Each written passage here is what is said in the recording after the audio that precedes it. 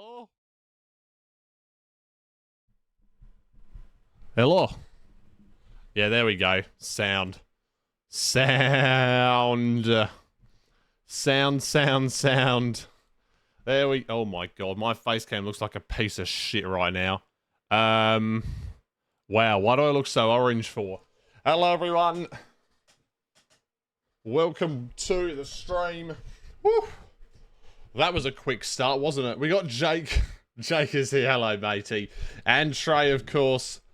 No, it's definitely not because I just woke up. And Slippery Berg is joining us the first time. First time chatter.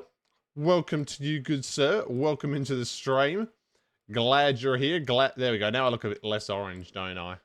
There we go. Trey's here. Hello, mate. How are you, matey? And,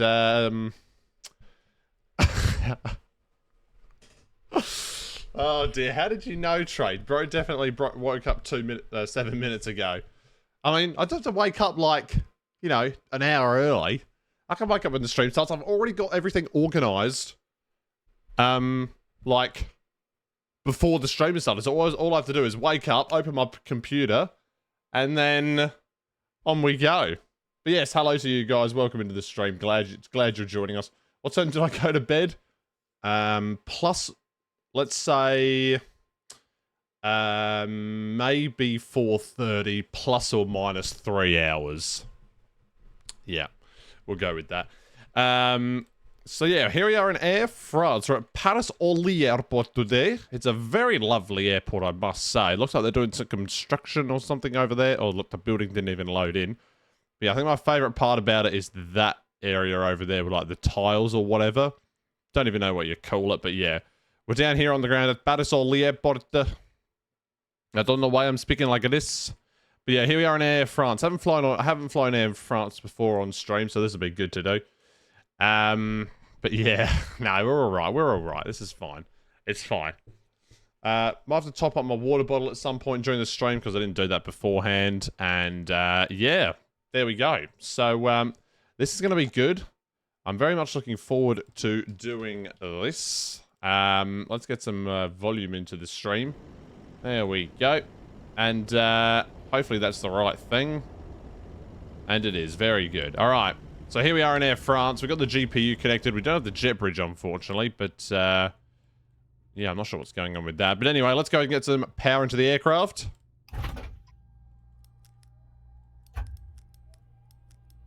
There we go. That is a very nice noise indeed, isn't it? That startup noise from Air France is very, very good indeed, isn't it? And there we go. That'll do. All right. No water. Thought I organised everything. Well, except for the water, unfortunately. Apparently, increasing my dedicated WAM was meant to increase or decrease the stutters, but it seems that hasn't even worked. Alright, the one thing I didn't actually do is make the flight plan either. So we'll have to do that, unfortunately. Yeah, it shouldn't take that long, though. So yeah, we'll have to do this. And what is the registration? Let me just check it immediately. FHEPK. FHEPK. Alright, let's remember to do that. Alright, so the call sign is Air France 6224. And we're departing from LFPO to LFMN. We're in an Airbus A320. We're in a Phoenix CFM. Okay, we're definitely not doing that flight plan. That one can get fucked. We're definitely not doing that. I can tell you that, that's for sure. No, I'm definitely not doing that. We need one that's more straighter than that. Yeah, that'll do. Yeah, that's... I don't even know why that first one was even suggested to me. Alright, departure runway 7. Sure, we'll go along with it. What's the weather at that place? 130 at 6 knot. Oh, I want to do the runway 22 right landing, actually. Is that right? Oh, no, runway 4 right. The 4 right VPT approach. I'm going to do that, even though I've got no idea what I'm doing. Oh, no, we're coming from the northwest, so it might even not be possible. And Lucas, hello. Hello to you, mate. Welcome in. Welcome in. Welcome in. Good to see you here. Alright, so it's going to be about a 1 hour 10. About a 1 hour 10, so that's good. Let's get the music back in to the stream. There we go. We'll get some tunes playing for this. We'll get some tunes playing for the startup. Not too loud, though. That's way too loud in my headphones. Alright,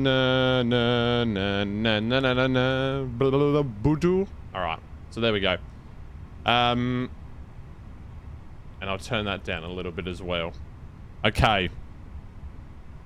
For some reason I can't even do that. Okay, anyway. Alright, so that's the flight plan done. And import to SimBrief, and also remember to file it on VATSIM. Bang, bang. I've got my cross the pond slot coming up tonight.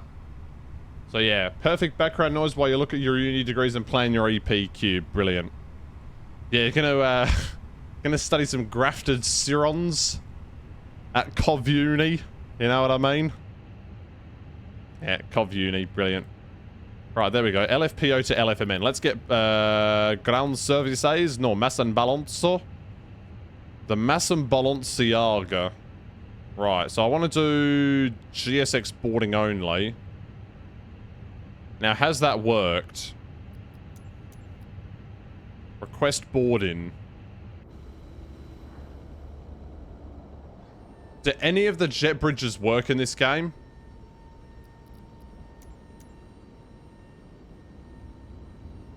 Okay, we've got those doors opening. I swear just none of the jet bridges work. Read back correct, yeah. The JSD LFPO ones don't work in 24. Oh my days. What a piece of crap that is. Well, shit. Okay, then that's fine. Right, IRS align in 5 minutes? I've literally been turned them on for like 10 minutes. Alright, anyway, FMGC. We do have the correct nav data. We're going to be saying this one to... You just use stairs? Okay, how do I do that? Oh, they're at the back of the aircraft. Okay, well, the stairs are coming online. There we... Oh my... What just happened there? The aircraft just moved to the right... To the left slightly. Press reset. What am I doing? I'm pressing buttons. Okay, now it's boarding packs. Okay, this is fine. It's fine, it's fine. Are they boarding? I think they are boarding, aren't they? Well, they'll be boarding soon. Yeah, broken jetway ops. This is the banter flight. And Marlon is also here. Hello, hello, hello, hello, hello. Hello. Press reset all on the loading page and load instantly. Yeah, I might have to. Although, it should be working, right? Oh, wow. Okay, apparently we've already got 70 boarded. That was fast. We've already got 70 boarded. Right, request the init. A nice banter scenery. Yeah, it's bullshit, I'll tell you that. The jet bridge doesn't even fucking work. Alright, there we go. A flight number is there. F11 6224. F11 6224. And we'll connect up to VATSIM even though there's no controllers online. Bang. And there we go, we're on. Alright, we have a cost index of what? What? What's the button for the tablet? What is the button for the tablet? 9? Number 9 it is. Okay, pilot brief is what we want to go to. So, times and weights, I gather. Yeah, nice banter scenery. Shit, now, where am I going? Cost index 49er. You can't even see that, sort of. But anyway, whatever. 49er. We're cruising at flight level 370, I think. Nope, that's the wrong button. 270 is the cruising altitude. No, flight level 350. Whoops, my bad. My bad, everyone. There we go. Wind request as well. Cov Uni accent. Yeah, indeed, indeed, indeed. It's really hot in here for some reason. I might have to get some air conditioning on. Right, there we go. Wind data is good. So that's done. Also, my microphone is just... Fix this fucking microphone position right now, because it's really annoying me. Alright, just stay there. Good. Okay, fantastico. Wind data uplink done. Close you.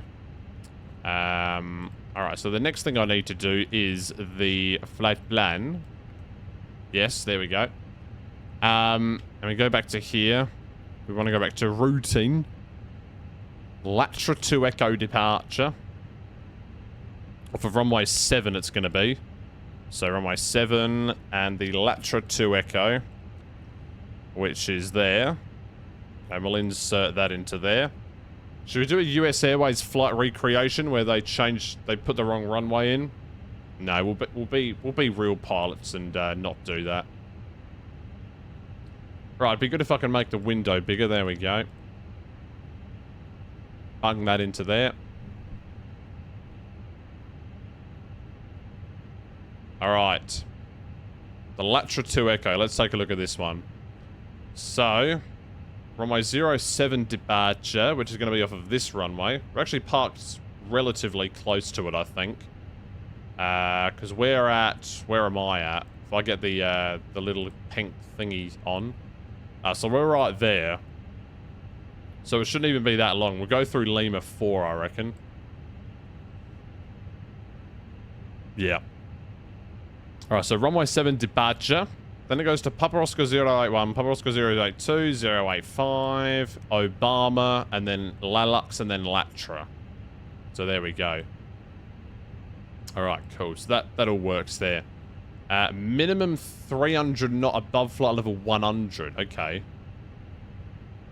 Okay, interesting. Very interesting. Alright, so we will do all of that. There's no altitude or anything like that. Nope, it's just climb as fast as possible. I like those ones. We'll press the letter B on our keyboard to get the QNH, which is 1009. My sim's a little bit stuttery for some reason. It could be the scenery or it could be something else, but who knows. And we won't worry about the... we will not worry about anything else. There we go. And I think the passengers are boarded. I think they're all boarded on. Wow, okay, seatbelts on then, because we got the fuel on board. And, yeah, amazing. Amazing stuff. Alright, now, Radnav. We don't need to worry about that, so we go to Init B. And we get some of these fuels. There we go, aircraft loaded. Thank you very much, lady. Right, times and weights. Here we go. So, 0 fuel weight, 61. That is quite substantial, honestly. Actually, I should probably get that from the load page, shouldn't I? That's what I should do. Let's get it from this page here. So, I think, are we maximum takeoff weight or something? And we got 32% as well. Oh, shit. Not what I meant to press. That is, don't know if that's maximum takeoff weight or what. I don't think it is. Right, and then the fuels. 6.7 we'll go for. 6.7. I don't know if I'm a fan of this song, honestly. I'm going to skip it. This one's alright. Nope, nope, this is not right. The country remix. Piss off. Country remix. Okay. Okay, that's all done there then. Cool. I don't know what's going on with this thing, actually. What if I turn on dynamic settings? Is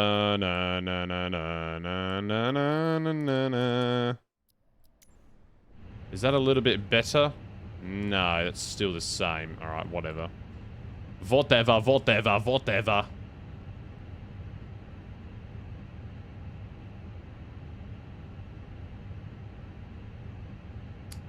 Hang on. Is Marlon still here? I've got no idea. I have no idea. And 737s, hello to you. Welcome to the stream. Welcome to the stream. Glad you're here. Welcome in, welcome in. Alright, so that's all done, I think. Do we have the perf in?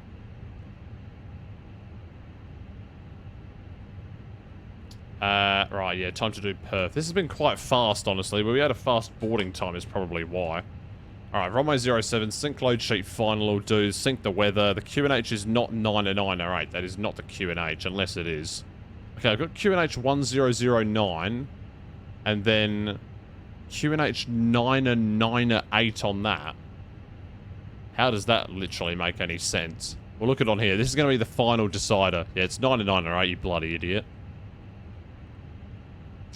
Yeah, this plane is so dumb. 998 is what it really is.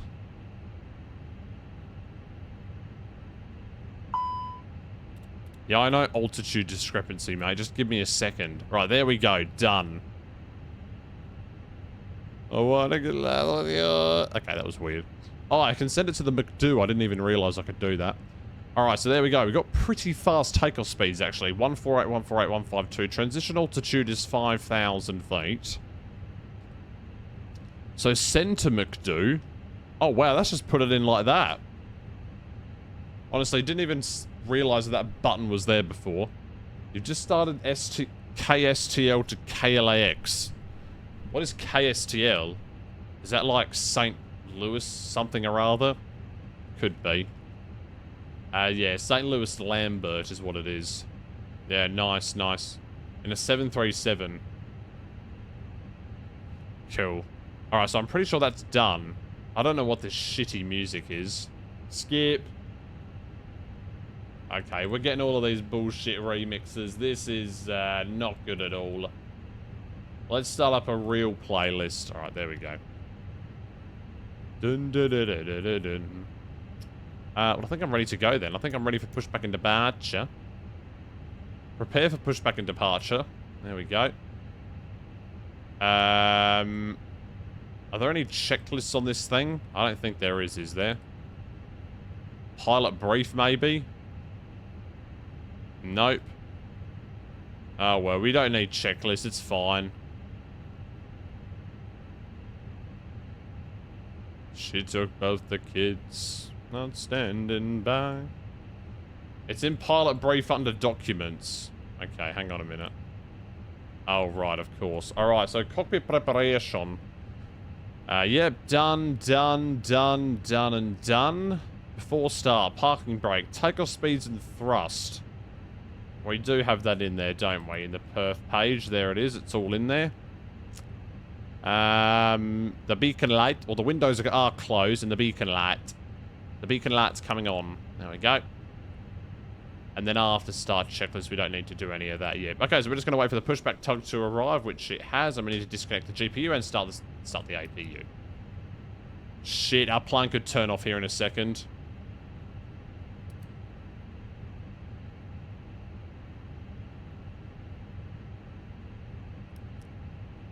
To her door. To her door. Right, let's get this APU started up quickly. Da-na-na-na-na-na. Da-na-na-na-na-na. Okay, what do we want to do? We want to do nose right, don't we, onto Tango? La la la la la la la la la la la la la da da da da. Do we? What do we want to do? Or facing south onto Whiskey 3 we could do. That could be easier. Yeah. I'm just going to do face south on Whiskey 3. That seems much more simpler, actually. So yeah, we'll do that. Yeah. We'll see what that does for us. Yep. Just give us a sec, mate. We're still starting the APU up. There we go. Alright, it started. So, now we remove chocks and remove remove GPU is what I meant to say. What's going to be under there? Under there. We'll go GPU away. Ah, I did not remove the thingy-mabobby. Oh, well, that's alright. Okay, release parking brake then. Off we go. To her door. To the door. And Aaron J. Farrow, mate. Welcome to the stream. Hello to you. You're going to guess the flight time is about an hour? Yeah, it's about an hour and 10 minutes. So, yeah, you're right. Yeah. About an hour and 10. Both flights are about that time. So, yeah. Both flights are about that time. Why are there so many bloody like things? Alright, let's see where this plane takes us then. Let's go engine mode, select switch to ignition. And then, yeah. And then I'll also say what... Oh, well, I've disconnected from VATSIM, so shit. Paris-Orly traffic, Air France 6224, pushing back stand... Pushing back from Tango area terminal. Facing south on Whiskey 4. Pushing back from Tango 3-2, as a matter of fact. And, yeah, facing south on Whiskey 3. Right, there we go. Yeah, I'm doing good, thanks, Aaron. Doing pretty good. Woke up about half an hour ago, so that's always good. Right when the stream starts. Right, engine number 2 starting.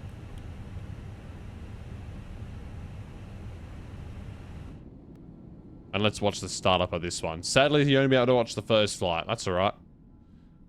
That is all good. Oh dear. Oh dear. Hopefully you didn't hear that.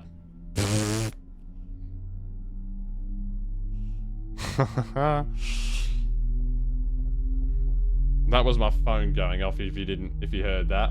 Forgot to turn alarm off. Fuck this. Oh, for fuck's sakes. Ew.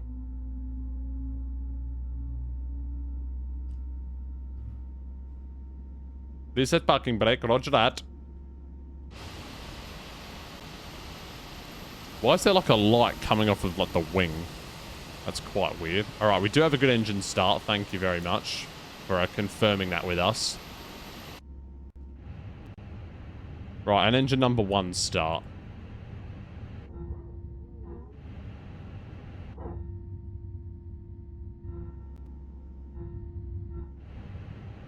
Where's the other engine view?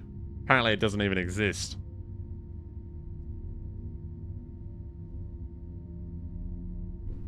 Right. Let me get my old joystick in position. Let's make sure that it works, which it does. Oh, there we go. You can see the engine start up there.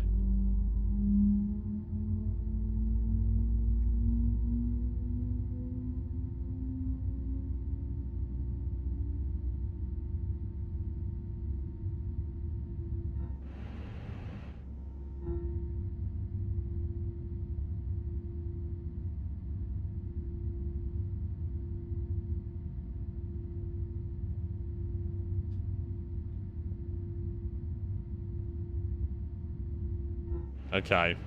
We know how to fly planes, don't we? Alright, here we go. So now we need to go weather radar on. We need to do the constraints, of course. Turn them on. Clear ourselves all the way up to flight level 350. Have a good trip. Thank you, GSX. You have a good time as well, eh? Alright. These are very bright, aren't they? Let's turn them down a tad. Da-na-na-na-na-na. Alright, there we go. And so we're just going to go straight down. So basically, I get rid of this part here.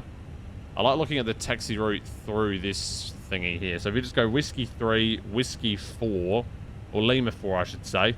Whiskey 3, Lima 4, and then Whiskey 3, 7 holding point. Alright. Paris-Orly, traffic for Air France 6224, taxiing holding point Whiskey 37, runway 07 via Whiskey 3 and Lima 4. Paris-Orly. Right, there we go. So that's done. So taxi light on, bang, APU off, boom, back into norm, and then we need to do bang, flaps 1, down they go. Sound, and then shit, didn't mean to do that. And then what else do I need to do? Takeoff config, basically. The auto brake, there we go. Okay, now we're done. And then obviously check cabin, which is not important.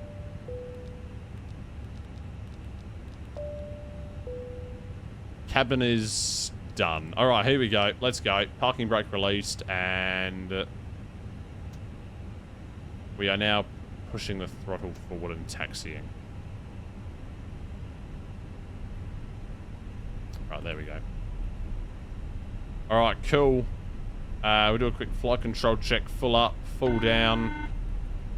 Left. Right. Rudder. Oh, shit and hell. Okay, well, our rudder works, that's for sure. And a brake check. Brake check is good. Alright, there we go. We don't want to be big jet TV and staring at the ground for the whole time. That would not be good.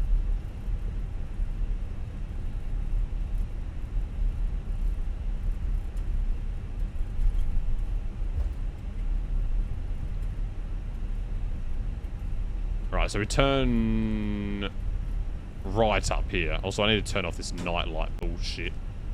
There we go. This is much better. Bit of a cloudy one here in Paris Orly today. Or tonight. I'm not flying on real time because otherwise it would be night time. We could do the... We could, actually, no, we won't.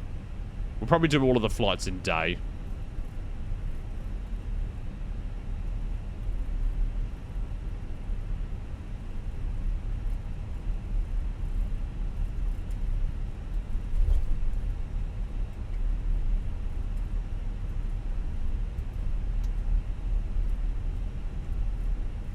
Right, and then down we come through here. See, I didn't even need any charts to look at while I was doing this taxi. It was all done. I mean, it was a very simple taxi. Let's be real. Let's not get ahead of ourselves, eh?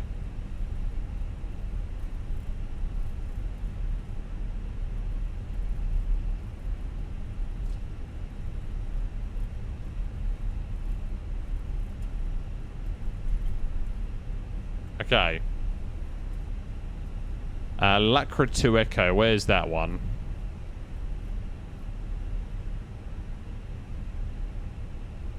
Or Latra. There it is.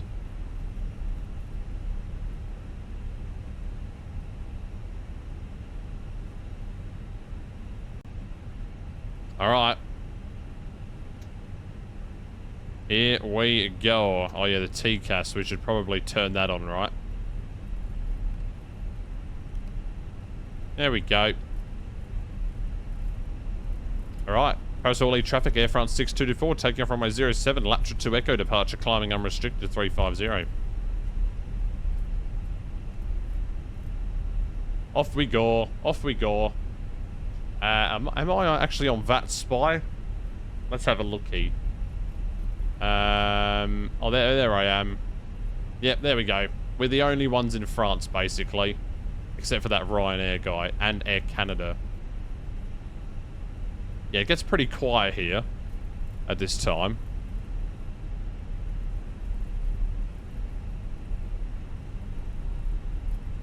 Right, let's chuck on all the lights. I can go to takeoff. That can be turned on. I won't bother turning on the wing lights because it's not really necessary. And then everything else looks good to me, so let's go. We're just going to go for a rolling departure on this one.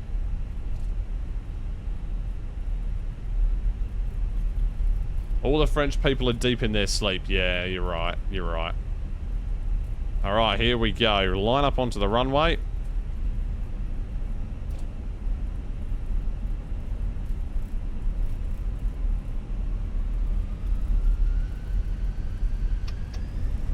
And off we go, man. Flex 61, SRS runway, auto thrust blue.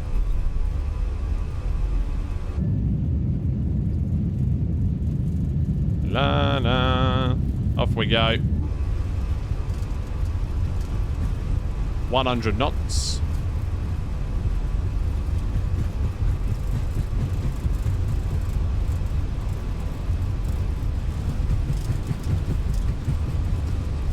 V1, rotate. Positive rate of climb, gear up, LNAV. I mean nav. Not LNAV. Holy shit, that stutter was bad. Oh my god, I'm not even pressing the right bloody buttons.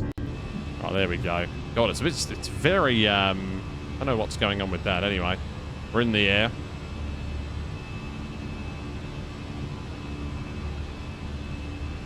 For 1,000 feet.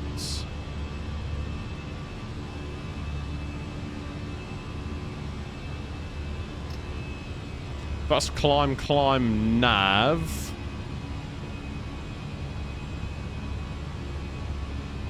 This is a nice morning departure. And we'll go autopilot. We'll go autopilot. There we go. Whoops. Oh, yeah, look at that.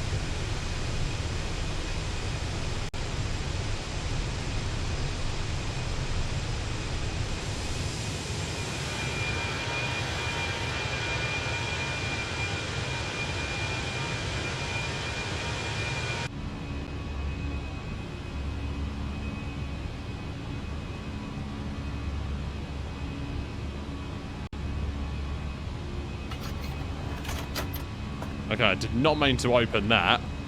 No, please go away. Thank you. Flaps up.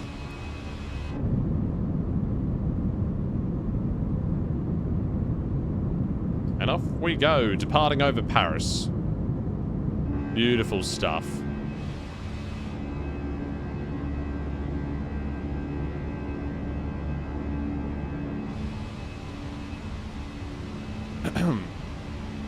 It's always good to fly the Phoenix. You always know what you're going to get with it. It's a very reliable aircraft. Holy shit in hell. What's going on with that?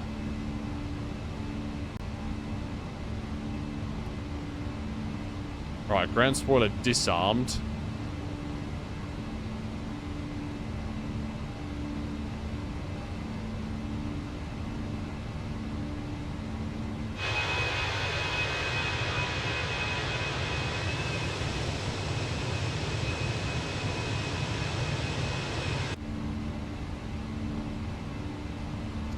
Alright, standard pressure.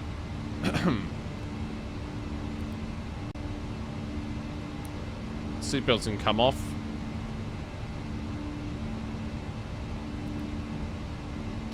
And there we go.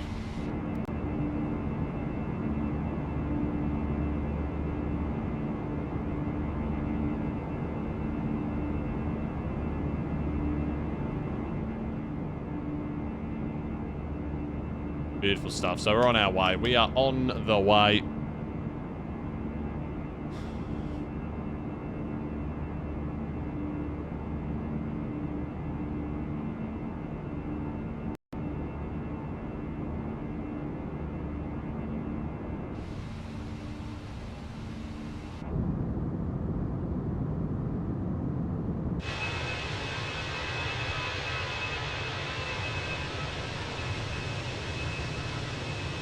We're getting some nice screenshots from this departure, honestly. There we go. Are you thinking of starting a plane spotting channel? Sorry. You just need a good camera. Oh yeah, you got to invest in a camera. You got to invest. I think a good one is like and you also need a mic as well. There's a lot of things that go into that sort of thing, isn't there?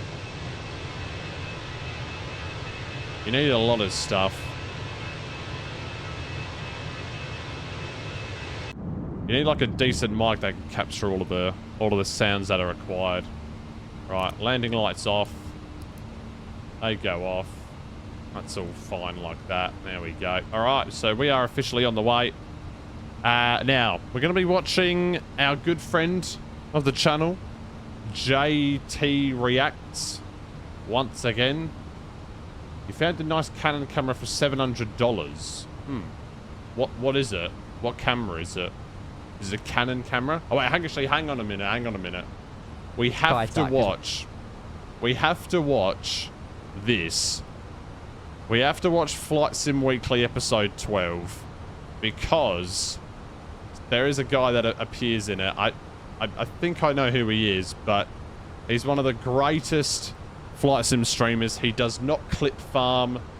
He doesn't do any of that bullshit. He is just a... you know, it's just a straight up streamer. He knows what he's doing all of the time. And, yeah, he doesn't clip farm. He doesn't do any of that bullshit. Let's play Why it. the hell not? Although it says stand 2 is too small, but story of my life, to be fair, so... No! No! No! No! Must be Kenko then? Absolutely not. Absolutely not. Let's not get copyrighted, eh? Exactly like London Gatwick, named after James Charles Gatwick. Really? Gatwick's named after James Charles Gatwick? James bloody Charles Is he like Gatwick. a royalist, or has it got nothing to do with Charles? Oh my days. James Charles Gatwick, because he owned the land. Fez? That's pretty cool, actually. Does he still... Is he? It is pretty cool. Is he still alive? Don't know, mate. Don't know. Oh my god, no. Wait, you've got me so good. Oh my god. Talking about me, hey, I don't know where the fucking apple is! Ooh, unlucky, mate. See, how is this made onto... I thought it was meant to be about flight sim, not GeoGuessr.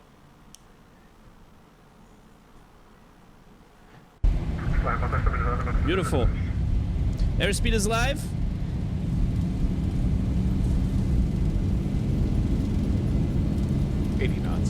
Checked. We'll release the forward pressure. Hey! Oh. D1. Rotate. Rotate.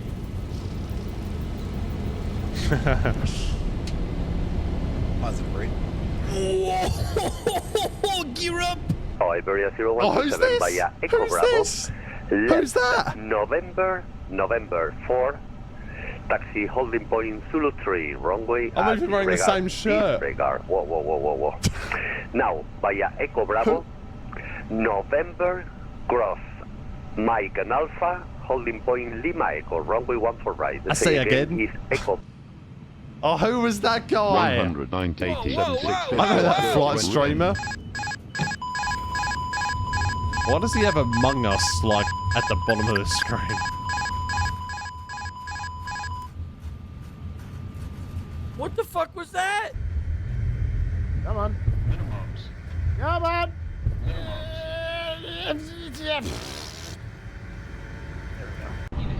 Oh, who's that? 60, Who is that? 50, 40. I know that guy. 20, retard. 10, 5. Oh, you Oh, going around. Pick. Brake careful. And there's not really anything else funny in the rest of this video, is there? Oh, the guy smashing the keyboard. That's funny, actually. This is funny. Ready?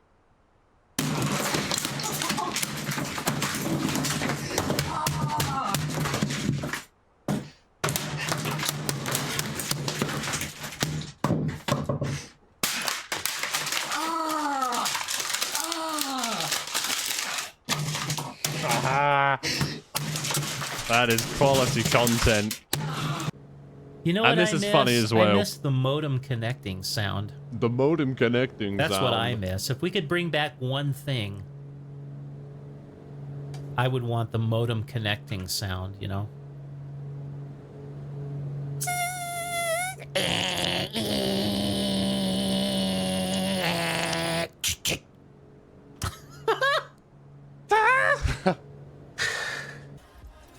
And this is, I reckon, no, we don't. I mean, the rest of it's not really that good, is there? But there we go. I've been featured. I said I was waiting for my Flight Sim Weekly episode feature. And there it was. How do you submit clips? I have no idea. I'm pretty sure he just goes through the clips thing. Like, he just goes through this.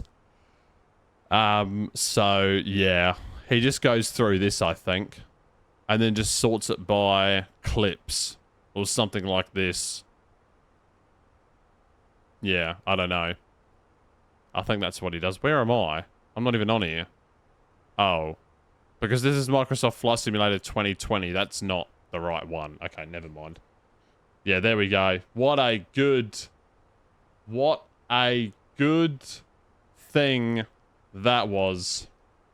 Right, JT Reacts. Here we go. Here we go. Our good mate JT Reacts is here. Blessing us with the best content you'll ever see. Right, let me just quickly do this.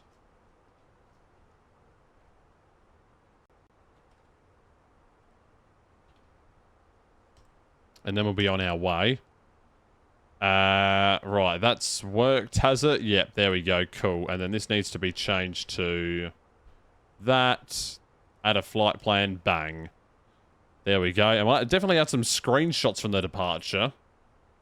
Like this one, and this one, I guess. I can only add 3, so we'll add those 3.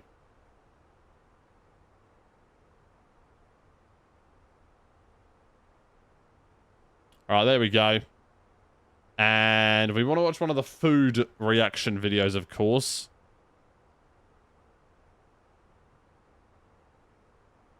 Where would they be? We already watched that one. Can you guess the meaning of these British slang words? No, you want to watch where are the food ones? Whoa, what is that one? That was a clickbaity thumbnail.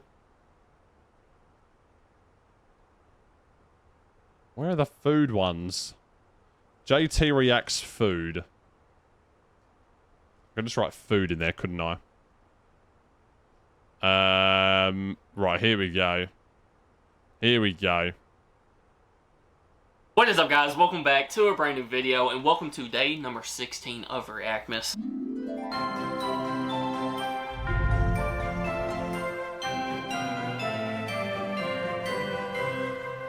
And today, we got a taste testing video. Today, we're trying completely random British snacks, crisp and things. It's just a bunch of randomness. I literally went through like all the boxes we've had from y'all sending us stuff. By the way, if you want to send something, P.O. Box, send them. Yep. And grab the most random things I could find in the boxes. Do not send stuff to him, he doesn't use it anymore. Yes. But before we get into it, if you're new to the channel, hit the subscribe button. How can you rage? Yeah, I don't know why I destroyed that keyboard. Yeah, where are we going to start? Oh, she's wearing an England jacket. Crispy, salty, or sweet, or candies. I don't know. We got all kinds of stuff. I keep eyeing these. Those things? Yeah. Right. I don't know why you don't even like Ironbird. I don't. No. But they look good. So these are the tiny, tasty, chewy sweets. Ironbird. Millions Ironbird. Can't help that I don't like it. But I think I like these. That little guy looks like me. I don't think I'm on the cover. That's so I don't funny. even know what these are supposed to be. I don't know. Like, are they going to pop or... Oh, yeah. Smell like Ironbird. I mean, it smells okay. It smells like baby aspirin. That's exactly Yeah. Guys, I was about to say, thought he was about to say, it smells like a baby ass. I thought he was about to say that. You can't say that you thought he wasn't about to say that. Pop or... Oh, yeah. Smell like Ironbird. I mean, it smells okay. It smells like baby aspirin. That's exactly. Yeah. I just breathed it in so intently. Cause I like the smell. What the hell even are they? A baby aspirin? Yeah. I've always liked baby aspirin. You know what it reminds me of? Dreamsicle. Yeah. Why are they so small? Yeah. Oh, okay. Oh, my mustache got in my mouth. Mmm. Mmm. Dang. Mm-hmm. Orange Tic Tacs. Mm-hmm. But soft. Like a bubble gummy. Yeah. Mm-hmm. Dude, those are fire. Mm-hmm. Oh my god. Kind of remind me of like a Skittles consistency. Oh, these are really good. Mm-hmm. Wow. These are so yeah. good. I did not expect it to be that consistency. Like soft and chewy. Not gonna lie, that's like a 9 out of 10. Mm-hmm. Those are Wow. really, really good. Like that's one of the best candies I've had in a while. An orange Tic Tac is my favorite Tic Tac. Yeah, and that's what these taste like. Don't know about that. Like a Skittles. Yeah. That was really good. Yeah. You going 9 out of 10 too? Oh, yeah. Alright, next up. I want to try these. Let's do it. O'Donnell's. I think these are Irish. I'm pretty sure. Chips. I think they're from Ireland. Yep, from Tipperary, Ireland.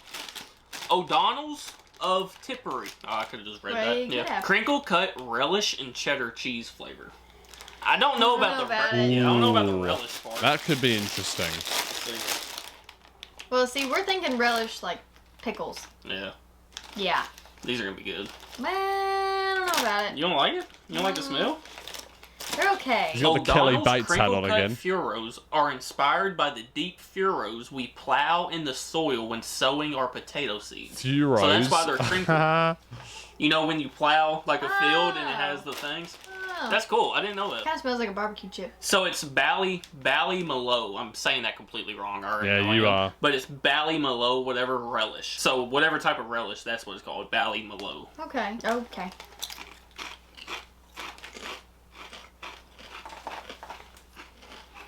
Dude. Those are so good. Oh. Why does it have a barbecue taste? It must be the relish. I guess so. Look at that. Oh yeah, 100% That is it's the that relish. is not the relish we're thinking of. No, we're it's thinking like, like pickle relish. Is Yeah. what we're thinking of. It's like a brown substance or something. Yeah. Maybe it is like a barbecue. Though. Barley It kind of looks like it. Mallow. It kind of looks like the consistency of barbecue sauce. Ooh. Yeah, I'm going 9 out of 10. Yeah. Those are so good. Wow. Would you rate it that high? I'm gonna go like 8. 8? They're still pretty good. Yeah, they're really I did not expect them to taste like that. No. I don't know what. I guess I was thinking pickle relish. Yeah, that's exactly that. Like when I hear a relish, I instantly think of like pickle. And it's So, green. Yeah. And our instant reaction is, Because I don't like pickles. but I have to be in the mood for pickles. I did eat a whole jar of pickles the other day, but we're just not going to. What? They were sweet pickles. There's a I difference. could She also not. I hate takes a pickles can so of much. I black hate olives. them. And devours them. Like, I actually have a can in the fridge like right now. just and I'm pops thinking them about like they're just like M&Ms or something. it. At least use No, a fork. you I'm can't not do animal. that. You want to try I this hate thing? pickles Yeah. so much. Okay, I have no idea what this is. Sherbet fountain. I remember you first read it as sherbet. Oh yeah, sherbet fountain. Sherbet. Twist open. Oh, Whoa, what is this? Is it cocaine? I don't know. I think you Bruh. opened it. Oh, it's a licorice stick. Is it? Well, I should probably read this and figure out what it is. Sherbet with a licorice dip. has anyone Oh, from so UK smart. any So it's any like a fun seen dip. So we any just- of Not these? fun. We just lick this thing? Yep. I'm so confused. Is it? No, we just lick it. All right. It's black licorice. Yeah. Do we just lick it or do we bite it too? I don't know. I don't taste anything. You have seen them? Oh, now I taste it. That's You good. tasted something. I'll never know. That's good. Oh dang. Here, I'll give you the other end. There you go. Well, he already licked half of it. You kind of gotta like go in a couple times to really get the taste. Taste it. Mhm. It's like. I tasted it the first time. Oh really? It's really sweet. It's like orange. Mm-hmm. Or, well, not just orange. It's like citrus. Yeah, like a lemony. Yeah. It's pretty good though. No, I don't like it. It's no. Nope. I feel like it'd get very messy. Like I feel like you have to eat like the licorice stick. I'm just going to throw it out there. Fun Dip is better. Oh yeah. I feel like this ain't even like on the It same. doesn't even compare. No, it ain't even on the same realm as Fun Dip. No. Because Fun Dip, you have like the little. It's like a chalk. Yeah, like kinda stick. literally like it's just like a chalk stick. This it's not as like sugary tasting. It tasted good though. I'm going 3. 3? Yeah. I was gonna go like 5. It's alright. I didn't like it, but I also don't like Should I it. try the black licorice? You can try it if you want to. I don't even think I've ever ate black licorice. Well, just eat that end, because it'll have the sugar on it. That ain't happening. Nope. Okay. That ain't happening. I was like chewing on a rubber eraser. Yep, sounds right. Dude, that powder is actually pretty good. Is it? Yeah. Are you still keeping it at 5? Yeah. No, I'm gonna go 6. Really? Yeah. That powder's really good. 3. I can't. I'm sorry. You wanna go these? I wanted to do Bombay. Oh, that stuff? Okay. When we first got this, I thought this was like rabbit food or something. But it's Rabbit Indus, food? the world's finest food. The world of great tasting snacks. Bombay mix. A spicy blend of noodles, pulses, and peanuts. What's a pulse? I don't know. All right. I got one, so.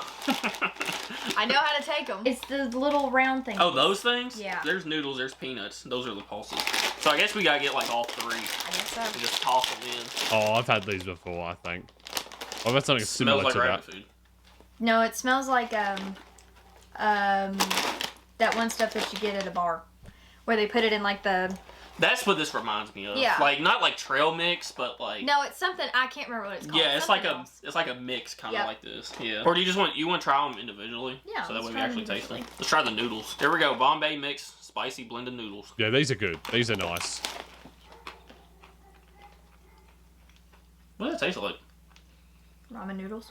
Loki just tastes like a peanut. Peanut Yeah, time. maybe. That's a peanut. Those two Ooh, things. Peanuts are good. They are. They taste the exact same to me. Dig. You have to get a whole I handful. did, and it fell deeper. And it's kind of spicy. I like it though. I got some spice on the Oh back of my my throat. God. Oh yeah. Like after just sitting there for a second. That's what pretty she good, though. said. Or is this Yeah, the pulse? that's it. Okay, here we go. Pulses. Corn nut. Ugh. I like it. No. I Wash don't it even down want with the peanut. to swallow this. It's so crunchy. I feel like it needs more taste to it. You really like it, don't you? Yeah. She's over here munching on it. Dang. But you No, you like stuff like this though. I'm weird, yeah. Like you like trail mix and like the nutty mixes and stuff. Dang, look at this noodle. I don't like it. You don't like it? No. Like, I'm gonna go like 2. Really? Yeah. I don't like the pulses. I will be honest. I don't like Yeah. those. Like the peanuts taste like peanuts. The noodles didn't even taste like anything to me. They taste like ramen noodles to me. I'm gonna give it a 5. 5. I feel like it's the type of thing like if A it's 2. there, You'll eat it. yeah. It's like you. I feel like you're not gonna go out of your How can you way rate that a to, like, 2? buy a bag or anything. But Yeah. all right, ready for some Fig Newtons? I was kind of hoping we were gonna save those for last. Save them for last. Yeah, cause All right. I really like Fig Newtons. Yeah, so- They remind me of my papa. Yeah, these have high. expectations. They have to be last. Okay, then you want to do these? Yeah, that's fine. So these are very confusing to me because they're Milky Way, Yeah. not Milky Ways like we have here in America. Milky Right. Way, and like Milky Milky Ways Way. here in America, don't they have like caramel and stuff in them? They have caramel and nougat and chocolate around it. This just chocolate, then with a white center, and I thought it was coconut. That would be a Three Musketeers. Yeah, there we go. Milky Way. I don't know, I'm really excited for this, and I I have know. high I think it's gonna be good. Yeah, that is the center, like a Three Musketeer. Yeah. Yep. All right, here we go. Oh yeah. Three Musketeer. Mm-hmm. And Three Musketeers in my top 3 best candies of all time. Oh yeah, these are good. Yeah, these are really good. 10 out of 10. I was about to say. Mm-hmm. 10 out of 10. Milky Way, you got it. Wow. Those are so good. Next I step. feel like we should get these out of the way because these? I don't think I'm gonna like these at all. Okay. I've seen these and like just the name of these is ridiculous. Atlas Mountains Wild Thyme and Rosemary Crisp. That's the flavor of these crisps. Pipers made by farmers. Oh, these are from the UK. I thought they might have been Irish, but...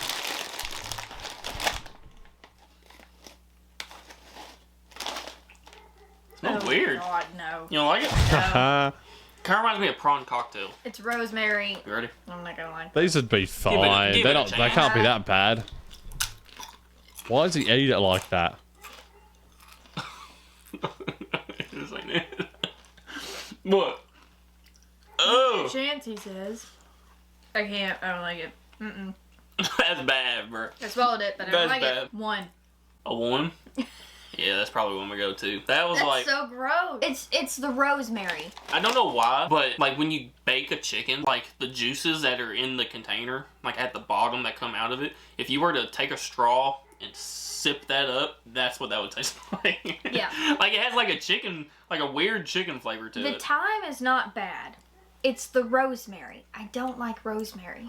Yeah, it does. It also kind of tastes like A flower. Yeah, perfume or Because something. of the rosemary. I Yeah. just don't. What I don't the hell? That's like a weird combination. It wasn't terrible. Because you're right, it does kind of taste like chicken. Yeah, it has like a chicken flavor to me. But I just. It's the rose. Yeah. It's the rosemary. I can't. Next up, you want to do these? Yes. Letty? Bubblies Originals. Manchester, UK. Okay, Oh, Manchester. here we go. They're like little bottles. I spilled them Well- everywhere. But instantly smells like cotton candy. Oh. Instantly smells like it. You ready? Yeah. Do you eat one? Okay. Just eat the whole Oh, thing. shower.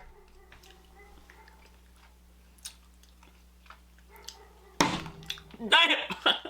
Gee! Ah. It's really sour. Ow. It's really sour, but it's good. Why do we do this to ourselves? We don't do well. Voluntarily ate the rest. We don't do well with sour foods. Pretty good though, like the flavor. Oh my god, it's Once you get IFR past your conditions in face feeling Nice. like it's on fire. It's my jaws. Yeah. Towering bad. cumulus Yeah, clouds. me too. Yeah, I really like the flavor of these. Surprised, judging by her face, you wouldn't think that. Yeah, but they're actually pretty good. You ready for your dinner? No. Are you sure? No. It's fancy. It's a Ah. T-bone steak dinner. Oh no. From Royster's Bubbled Chips. Look at these. They look like got warts on them or something. God. T-bone steak chips. I told you I grabbed the weirdest You thing. know what? It's gonna be better than the rosemary. Yeah, probably. Those smell like plain cornflakes. Like if you open up a box of plain cornflake cereal, that's what that smells like. T-bone steak, son. Oh, this is the These same crisps are company well that good. What, makes these T-bone Discos steak and ones? Knick-Knacks. And wheat crunchies. We've had knickknacks. I've had discos before. Here we go. T-bone steak.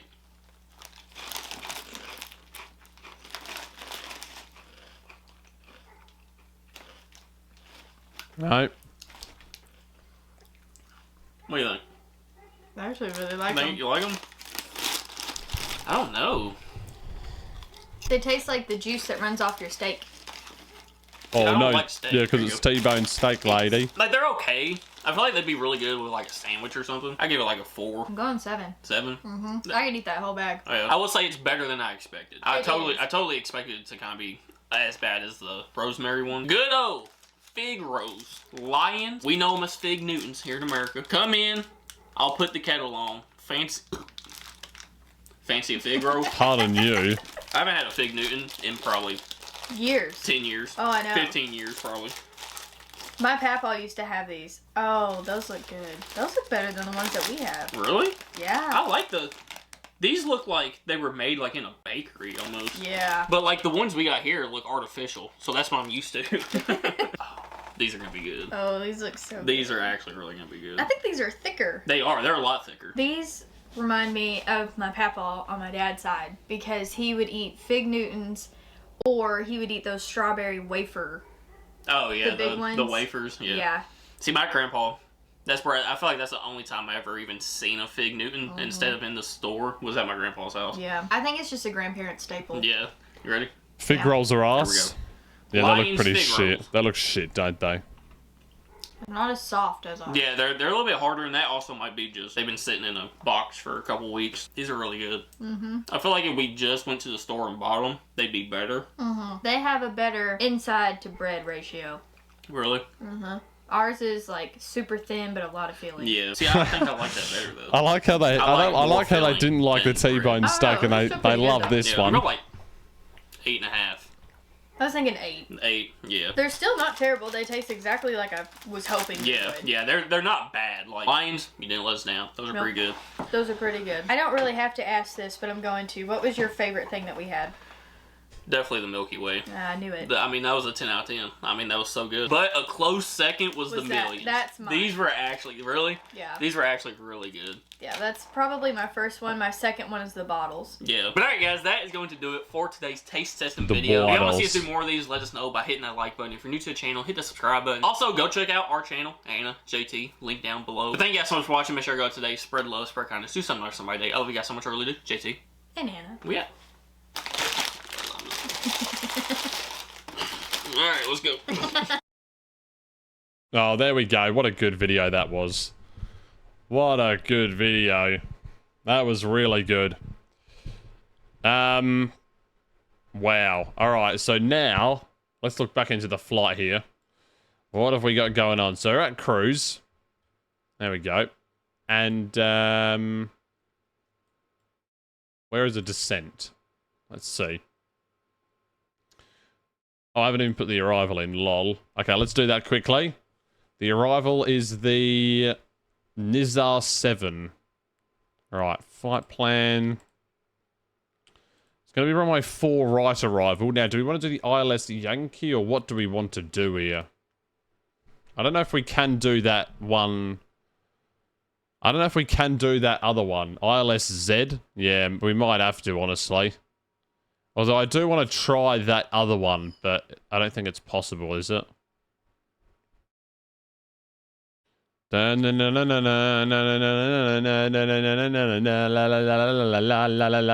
C11-0 for the other one. Try Arnav if you want. Yeah, I kind of do want to, but the visibility is so shite, it might not be possible. Because when do you turn for the runway? If I go to the approach, and it's runway 4 right, isn't it? It's the VPT. So after the RNPA, which is this. Yeah, so there you go. So you're going through there, and then once you get to Mike November 4 Alpha, it's a visual approach. And how far out is that from the airport? Is it more than 4 kilometers? It probably is, isn't it? Yeah, it probably is way more. So you'd have no idea where you're going, would you? You'd have no idea. You wouldn't have a clue where you're going.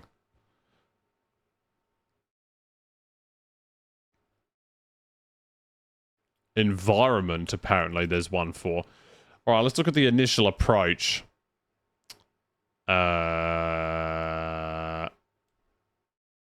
Right. So from Neras. Oh no, we're going from the VOR, or the not the VOR, the from the thingy. So the Nice thingy goes to there. Where's the airport? It's over there. All right. So where are we going exactly? So yeah, we'll do that. So yeah, from there we're just gonna go direct, I reckon. Yeah, I would have liked to have done the RNP, or the VPT, I mean. But I don't think that's going to be possible. So we're going to go for the ILS Zulu runway 4 right. And the start is the Nissar 7 Romeo. We'll insert that into there. And then we need to look at it from... There's obviously a flight plan discontinuity is there between MSR and... Or MUS. And then, yeah, okay, there we go. So that's good. Right. And top of descent is in how long? 6:21. Okay, so about 11 minutes. Is there an 11-minute JT Reacts video? I don't think there is. They're all quite long, aren't they? Oh, here we go. There is an 11-minute one. What is up, guys? Welcome back to a brand new video, and today we're trying some more British snacks. Right here, we have this beautiful pink basket that I actually stole from the dogs. Like, we keep their toys in there. It'll be alright. Oh, what a bad pet owner. And in this basket is a bunch of random UK snacks. I gathered up all the UK food, snacks, chocolates, everything that y'all have sent me through the P.O. box. And I picked a bunch of random ones that I've never tried before. And when I say random, I mean we got everything from chocolates to crisps to candies, everything. So what we're going to be doing is I'm going to close my eyes. I'm going to reach in here. I'm going to grab something random and we're going to try it. I'm going to give my honest opinion and then I'm going to rate it on a scale from 1 to 10, 1 being bad, 10 being good. So yeah, this should be a lot of fun. If y'all are new to the channel, hit that subscribe button. We just hit 50K, so I'm doing a giveaway. I'm giving away a pair of AirPods and $100 to 2 of you guys. And all you have to do to be entered to win is hit that subscribe button. It's ending in about a week, so you're running out of time already. Drop a like on the video if you want to see me try more UK food, snacks, anything. I know y'all love these food related videos. And okay, but that's such a shit way. That's such a shit way of doing giveaways. So, because yeah. And let me know down in the comments which snack I tried today is your favorite one. And now let's get to eating. They have to have their subscribers on public. Me, so is what they have to do. The palate. So that way I don't have leftovers from the one I tried before ruining the one I'm trying now. Whatever. Y'all know what I'm trying to say. So here we go. The first one. I'm just gonna hang on. Hey, hang on. This is mesh. I can see through it. Let's do this. All right. The eyes are closed. And here we go. The first British snack we are going to try. Oh yeah, I was excited for these. Hula hoops, salt and vinegar flavored potato rings. When I pulled these out, I was really excited for these because if y'all watched my video where I tried the UK crisp, you'll know I said it a bunch of times. I love salt and vinegar anything, and these are hula hoops, salt and vinegar. So here we go. Oh. Damn, it makes my jaws tingle. Shit. Oh, these are definitely salt and vinegar. Here we go. They legit just look like little hula hoops. What are they? Here we go. Okay. I wasn't expecting it to be like this texture. I don't know what I was expecting it to be, but not this. Those are really good. Those are fire. They're a lot thicker than I was expecting them to be. Like, usually, like, the chips that we have over here, they're really, really thin and they just break apart real easy. These were, like, super thick and there's a lot of crisp there, a lot of chip there. I'm glad I pulled these. These were the perfect ones to start off with. That is a easy 9 out of 10. It's in a fun shape. It's a hula hoop, damn it, and it's salt and vinegar, so yeah. Yeah, I'm just gonna set these to the side. I'm gonna finish them later. Those are fire. All right, here we go. I'm not looking. Next up on the list, we got... Oh yeah, okay, yeah. We got Cadbury Dairy Milk Caramel, however the hell you say it. We got two of my favorites back to back, salt and vinegar and then caramel. Hell yeah. It's caramel. Caramel. There's literally 2 A's in it, mate. Yes, it is. Caramel. I don't know. It's caramel. I've no, said it's caramel not. All my life. I'm no, saying caramel. You're wrong. So here we go. Cadbury Dairy Milk Caramel. This is like one of my top tier candy bars of all time. Not this one exactly, but chocolate and caramel, to me, you just can't go wrong. All right, here we go. You can go wrong it for me. It's going to take me forever to chew everything in this video because my wisdom tooth, my wisdom tooth's coming in back here. and it just hurts. All right, this is probably the easiest one I'll rank all day. 10 out of 10. 10 out of 10. There's just something about chocolate and caramel that I don't know. It just touches my soul. Next up, we're going quick. What the fuck? Okay, yeah, I was excited to try these. These are gonna be good. Uncle Joe's mint balls keep you all aglow. Somebody just sent me these, and I've seen a lot of comments saying these were really good. So Uncle Joe's you got high meatballs. expectations here, son. Here we go. Meatballs. Oh, it's one of these where it's in a big package and then a little package. All right. Uncle Joe's mint balls, gluten free. Ooh. Okay, it smells good. Wasn't expecting it to be this color though. It's Ooh, bright. no, Totally that expecting doesn't it look to be good. white, but here we go. Kind of gotta give a mint some time, you know, get some saliva built up, some flavor. Yeah. Woo! Oh, these hit. Damn. Uncle Joe, you did not disappoint, brother. These are fire. Jesus. 9 out of 10, Uncle Joe. 9 out of 10. I mean, it's hard to really go wrong with mint, but I'm a big mint guy. I mean, I love like soft mints, like the mints you put in your mouth and they just melt. Oh, and even hard mints like this one, and this is, yeah, those are good. Yeah. Auntie Joe is a lucky woman, Uncle Joe. Damn, my breath is smelling right now. Here we go, picking again. Next up, we got... Bam. Okay, so this one doesn't really have like a name. Somebody sent me this, it just says a gift from Brighton. And it's pretty much just like a big old stick of sugar. Like it's just like a real long lollipop. But the person who sent this to me said these are actually like fire, so I'm really excited to try it. All right, it broke off in a piece, but here we go. This is the gift from Brighton, just a big old lollipop, I'm guessing. Hold on. Hey, okay, yeah, that's good. That is really good. It's not for me personally because like I don't like real like candy stuff like this. 10-year-old JT would give it a 10 out of 10. 19-year-old JT, he's gonna have to go like a 7. 7 out of 10. Here we go, next up. That guy 19. Ooh, Walker's Pure Butter Shortbread. Oh, I don't Walker's really Pure like these, Butter honestly. Shortbread I don't like is baked in the shortbreads secluded sort of thing. village of Abelar, Speyside. What the hell? I've never had shortbread in my life. I don't even really know what like shortbread is. Like, is it like cornbread? If it's like cornbread, I love it because I love it's like cornbread. it's like Cornbread a and little cake. bit of Not syrup. really, but Ooh, it's like no, it's definitely not like cornbread. No, it's I not. have no idea what to expect with these. I really don't. But here we go. Pure buttered shortbread. Ooh, what does that smell? I've smelled this before. Hang on. What the hell does that smell like? I don't know, but we're going in.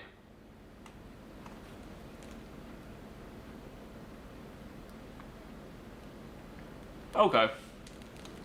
It's probably really good, like, dipped in something. I'm sure y'all probably dip it in, like, tea or something, but, like, straight up, dry, that's not really it. But it's not terrible. I've ate worse. So for the Walker's Pure Butter Shortbread, I'm gonna have to go, like, 6 out of 10. Yeah, 6 out of 10. All right. Next up, here we go.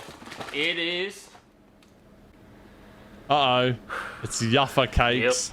Yuffa Cakes. Here's this one. Next up, we got passion fruit flavored Jaffa cakes. Now, if you're new around here, you don't know the significance of me eating these again. But if you're a subscriber, Yeah, we've seen this before. We've seen this before. You know that the last time I ate Jaffa cake, I feel like the entire UK was out to get me. I had an entire country trying to fight me. The last time I had Jaffa cakes, they were like the original flavor, and they just weren't it. They were not it. Like I think I gave it like a -6,000 or something in that video. But maybe these are better. These are Jaffa cakes, we saw that. passion fruit flavored. But here we go. They look just like the other Jaffa cakes that I ate, but these are passion fruit. I don't even really know what passion fruit is either.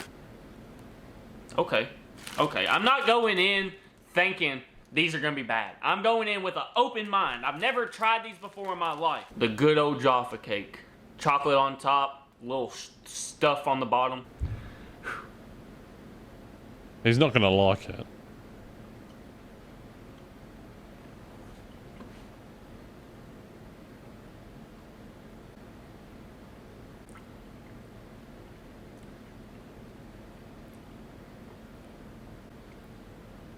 Oh, he's eating it again. No way he likes it, right? There's no way.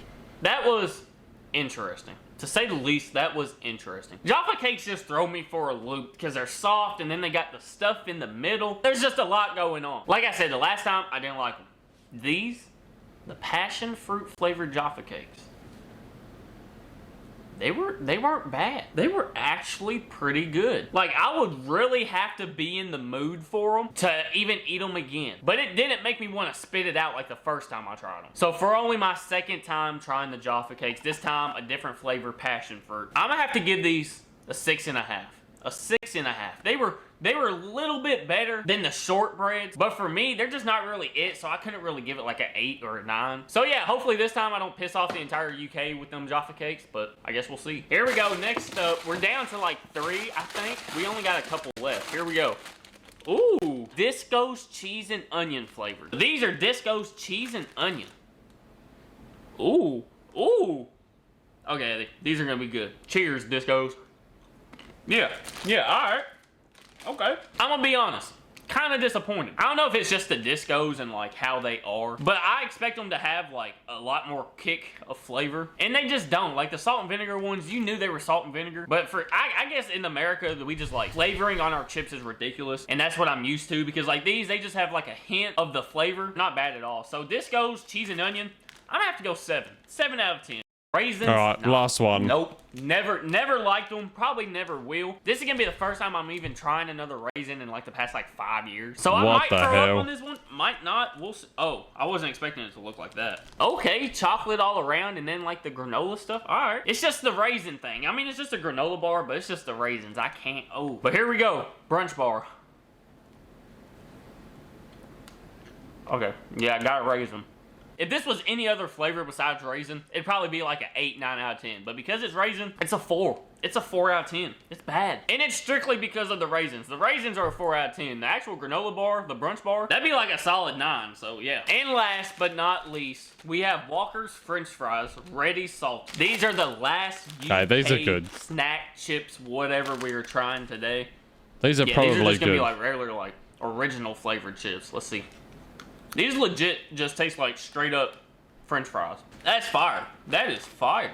Walker's ready salted French fries, 7 out of 10. They were pretty good. But all right, guys, that is it for me. Oh, wow. There we go. JT reacts. What a goat. What a goat. All right, let's begin our descent. Because we're going to be doing that in a second. Literally right now it is, actually. So, cool. So, beginning our descent into Nice. That was quick, wasn't it?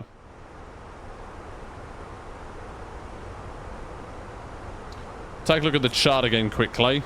See if there's any restrictions that... Okay, so there's a few level restrictions. So level 320 at Zerby.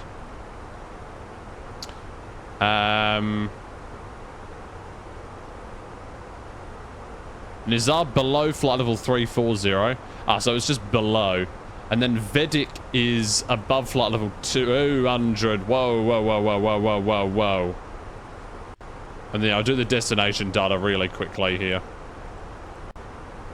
Right, what have we got? What have we got?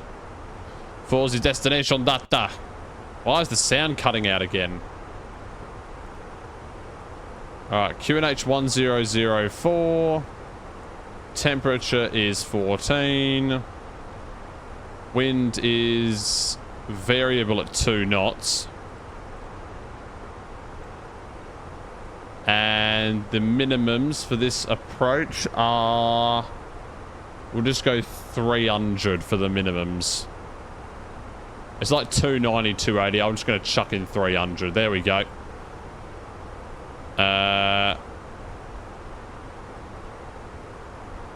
Alright.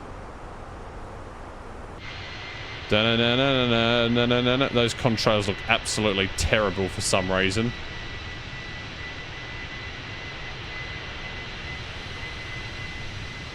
Lots of clouds over here today. Like a lot of clouds.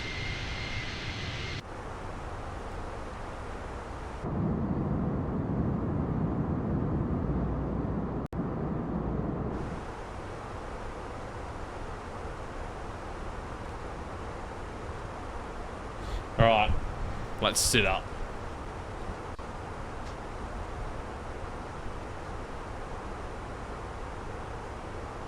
Here we go. Okay.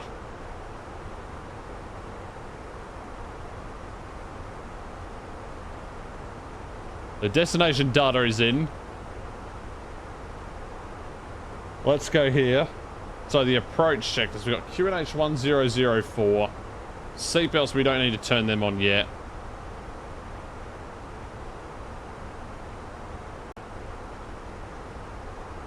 We are good for most of this flight, honestly. Or we're good for most of what we're doing. At least. Okay. Da-na-na-na-na-na.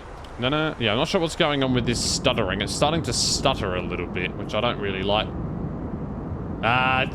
Lava, chicken. Steve's lava chicken. It's tasty as hell. It's stuck in your head. It's a good song, though. It's a good song.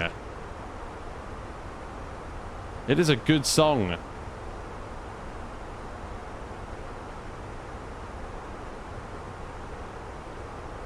It is a very good song. Right, receive messages. Not that we care about these anyway. Lava. Chicken. It's all over my, like, literally, like, every, like, third or fourth Instagram reel I look at. That's literally what it is. It's quite funny, actually.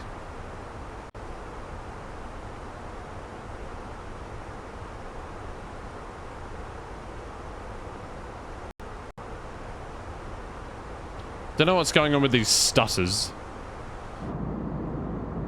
Ellis told me to increase my rolling cache, and I think that's fucked it up, actually. So we'll blame him. We'll blame him for that. They're like, what the hell is that?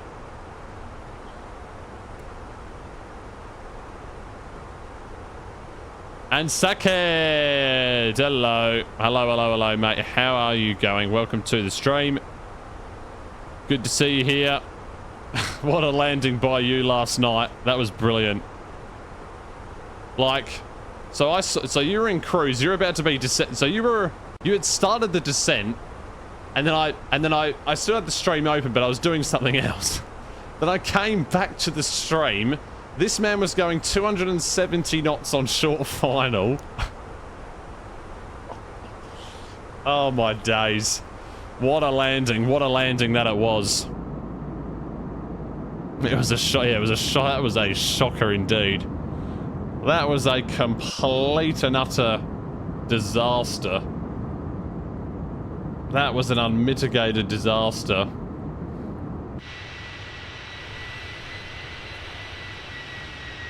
It really was.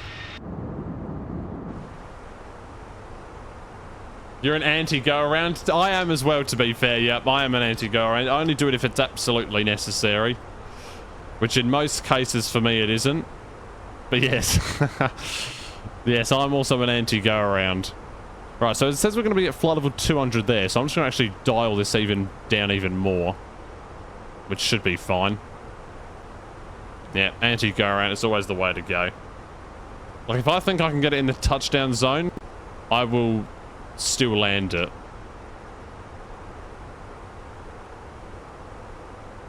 Like, even if it's right at the very end, I will still commit to the landing.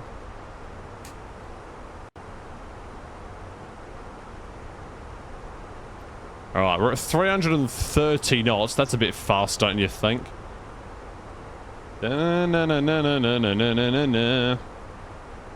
Alright, so below thingy-mabobby there. Max 250... Oh yeah, you have to come in slow for this, don't you? You do have to come in slow. So from Muss, I'm just going to go direct to there. And then that should be fine. Oh, but then we have the initial approach. So actually, you actually leave that thing on a heading of 090. Okay. I don't know why the sound keeps cutting out.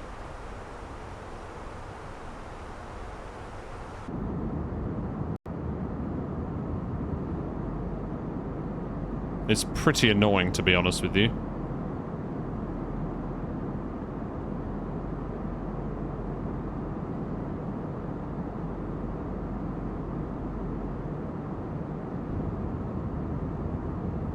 Although it is looking very nice. It is looking very, very nice indeed. Sim is looking very good today. I will give it that. All right, there we go. So pass over Vedic. And, I mean, we're not going to have an ATC, but I'll keep it open. I'll keep it open.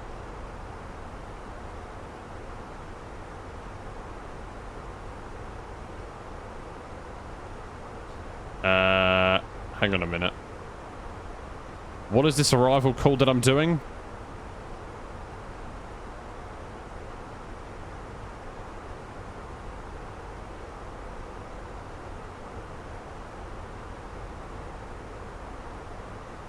There we go. Oh yeah, we're gonna watch back the landing, I reckon. I reckon after we land, we'll have to watch that landing again by Sackhead. That was an absolute chonker, as we'd say. I think we have to watch back the landing. I think we do. All right, so leaving Mike Uniform Sierra on a heading of 09 degrees. And yeah, we'll continue the descent down all the way down to flight level 80. There we go, done. Right, and then what's the ILS? So DME. All right, so we need to be at 4,000 through there. Okay. So I think what I'll do is I'll clear the terrain. I'll clear the terrain and then we'll go in like this. That seems like a good idea. That's what I'll do. We're still going very fast, but yeah, it should be fine. I think we're going to start slowing down here in a minute. In just a second, we will be starting to slow down. Good old Air France.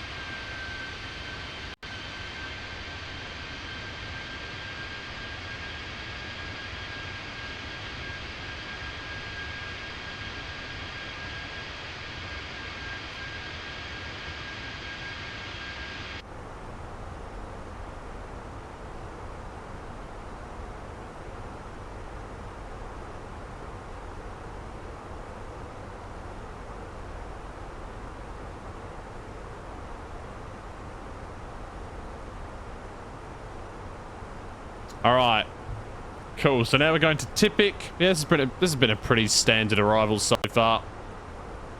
Pretty standard, if I'm being honest. Or maybe I should do it like that. Maybe, yeah, that could be better.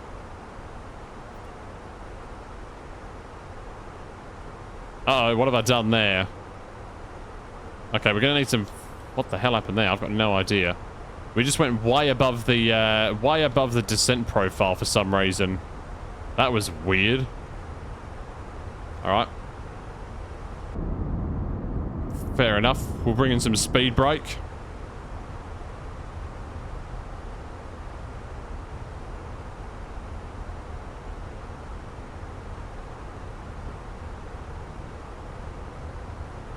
Well, we're definitely not above it, no. I'm not sure what it's doing. I'll keep like a half speed brake in. Keep pressing the wrong button. Ooh, that looks nice. We'll screenshot that.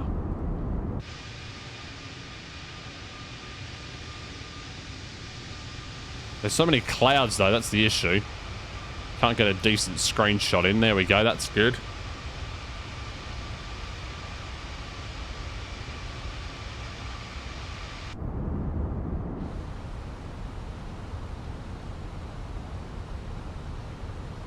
Alright, we'll go seatbelt on. And landing lights can come on now. Bang, bang. And that is all good. Alright, there we go. Oh, look at this. Gonna get ominous. It's gonna be raining, it says. So we're gonna go medium auto brake, I reckon. And then let's see what sort of landing performance we're going with. So arrival perf. I think the runway is gonna be like good to medium. 04 right. Apply the meta. Landing weight, we're going to be around 64.5, I guess we'll go. Alright, there we go. We'll go medium auto brake. We will go max reverse. Manual and flat full. Auto thrust on, off, maybe. So yeah, we got light rain. The wind is 310 degrees at 6 knots. So if I go back into perf, I'll just change this because we've had a bit of a wind update here. There we go. And temperature's still the same, is it? Temperature of 15. Okay. Well, we might as well import it into there, eh? Why not? Right, there we go. Yeah. We'll remove the speed brake.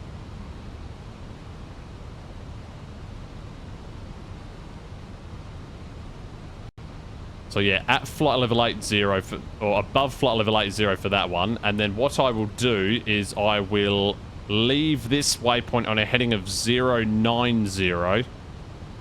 So right now we're heading 130. And then yeah, I'll do that. Okay, cool. Cool. So I'll go ahead and remove that in out there now.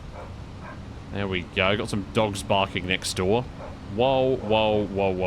What are you doing, plane?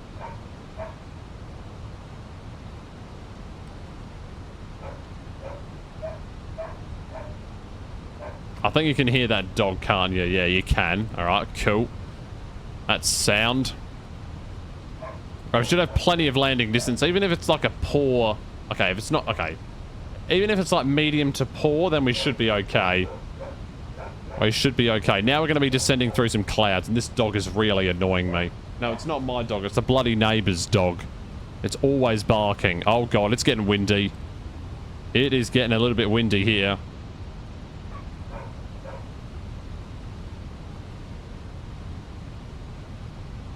Holy shit, we're going through some clouds. Right, I'm closing my window.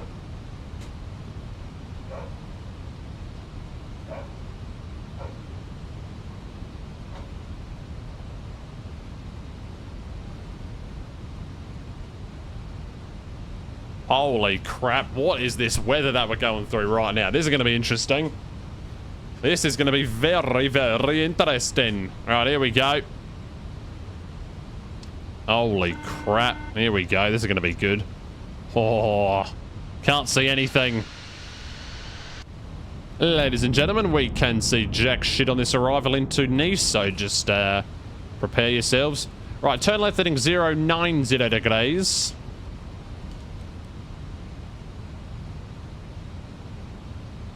And descend to flight level 40.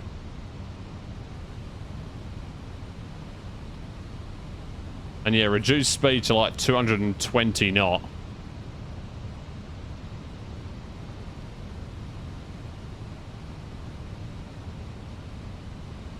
We'll go landing system on as well. So landing system on.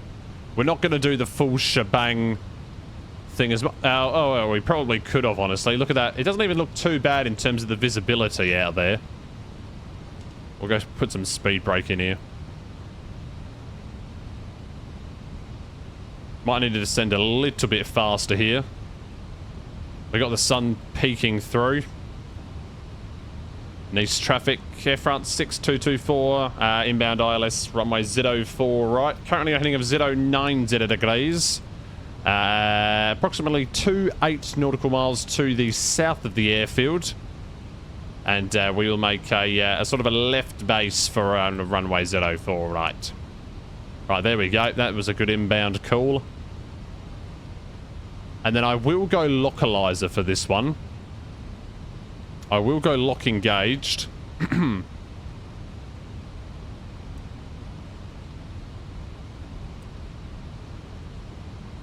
can we see the runway? Can we see it? Whereabouts is it? Okay, I can't see it really.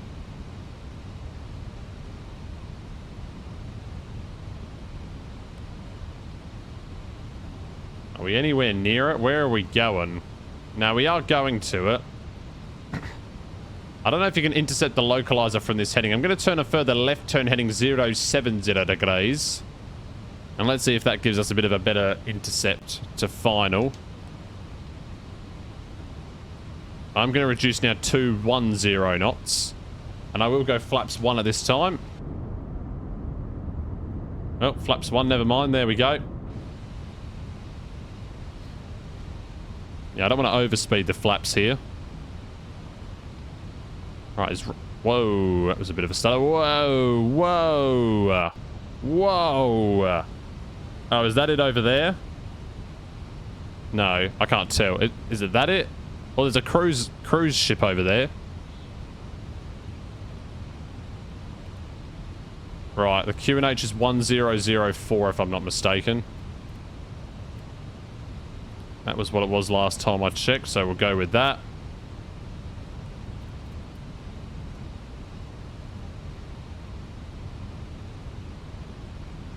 Alright, lock star and approach mode. Leveling off at 4,000. Alt star. Right, captured localizer. Good. Speed 200 knots now.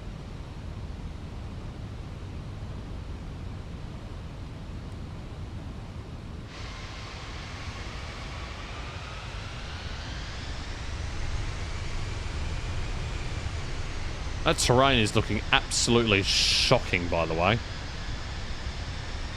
What is that shit?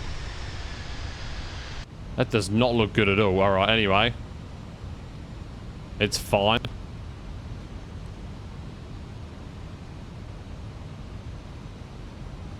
Alright, we'll open up the landing predictions. I won't forget to do that. I'll do 5 minutes, but then I might have to close them. Right, predict the landing rate. It's going to be over or under... Oh, I just did 2 minutes. Freaking hell. Okay, it's open for 2 minutes. You don't have long, everyone.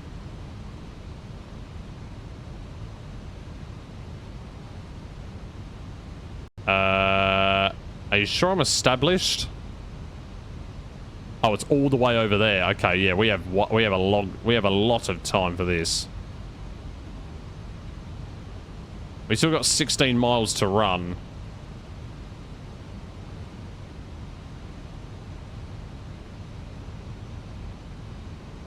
Yeah, okay, yeah, we're good. We're good. We're a little bit offset to the left, which is interesting. Oh my god, we just had 7.7 thousand channel points dead on over 200 feet per minute. Whoever that was, I am going to land it at under 200 feet per minute. Needs traffic, air front 6224 established, ILS 04 right, 15 miles to run. Oh, Jake, you dodgy person. No, just kidding. Yeah, you know, honestly, it will probably be over two. You know, if someone bets 1 channel point, actually, all you have to do for the viewers that are watching, simply bet 1 channel point, or even 2, on under 200 feet per minute, and you will take all of Jake's 7.7 thousand. He's putting it all on the line.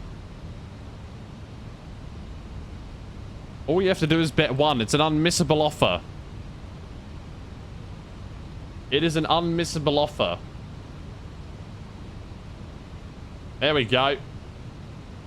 There we go. We've had 440.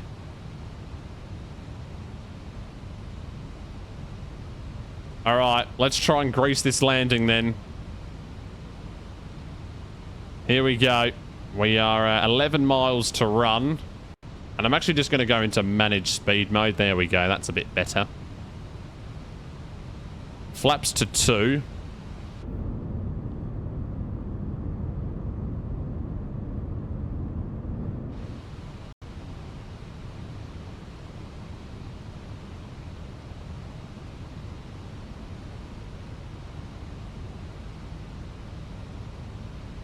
Alright, predictions are closed. Now, are we actually in line with the runway? Yeah, we do seem to be. We do seem to be. Right, we might have to go for an early gear down because we are a little bit high on the speed. But actually, no, we're doing okay. We're doing okay. We're doing okay. Got a lovely approach here into Nice, by the way.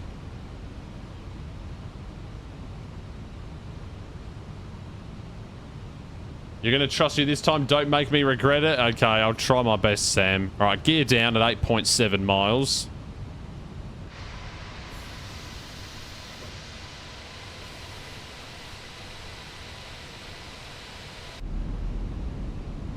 And east traffic, air front 6224, 8 miles, runway 04, right. 2,500. Alright, 2,500 checks. Flaps 3.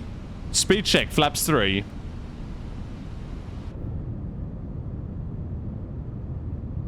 Down comes the flaps 3. Yeah, we could have easily have done that RNAV approach. Flaps 4. Full, I mean. Wait, was our landing speed really 160 knots? It definitely isn't.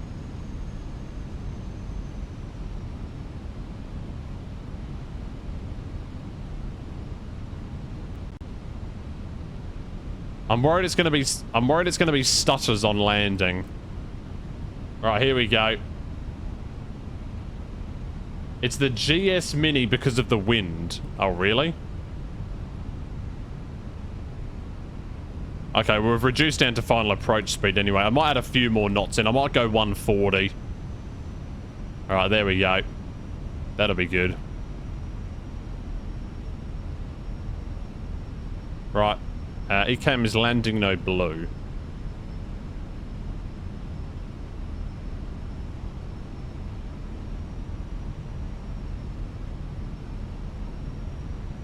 Shit.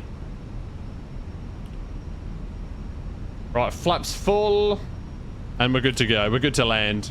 We're good to land this thing. Here we go, guys. Time to land. Hopefully not a sackhead landing is what we're hoping for this one. Alright, I will go wing light on, actually. Right, there we go. Oh, that looks interesting indeed. Alright, autopilot off. Oh, you... What the fuck happened to my speed there? Oh my days, we just got some wind shear, was it? Was that a negative wind shear? I think we just had a negative wind shear there.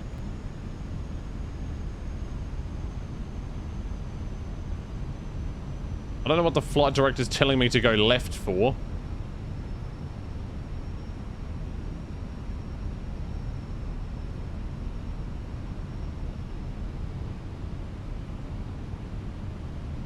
I think we just had a negative wind shear right there.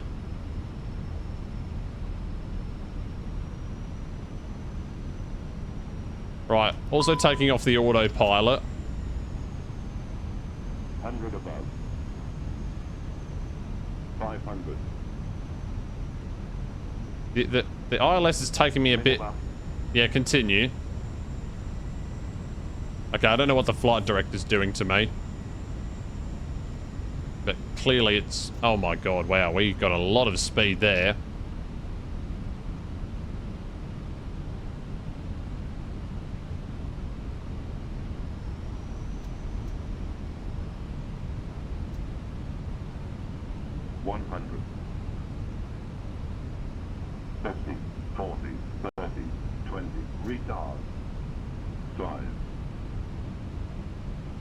Oh, here we go again, lads. The good old float of dreams. Alright, reverse. The good old float of dreams, eh? We're down. Reverse is green. D-cell. Can we get off here? Yeah, we can. Alright, there we go. That wasn't too bad. It was a bit of a floaty one. I don't know if it was over, don't know if it was over or under 200. We'll have to have a look. For those of you on Volanta, you might be able to see it. Niche traffic, Air France 6224 vacated runway 04. Alright, and crossing runway 04 left, taxiing to stand. Alright, where do we park this thing? We are parking... Yeah. So we're going to go... Okay. So we're going to go, basically... We're going to cross 04 left. Then we're going to go through here on Foxtrot. We're going to taxi down Tango, turn on to Charlie, and then stand one of these stands through here. Well, welcome down, everyone. After a flight time, I think it was just over an hour. I'm not sure, though.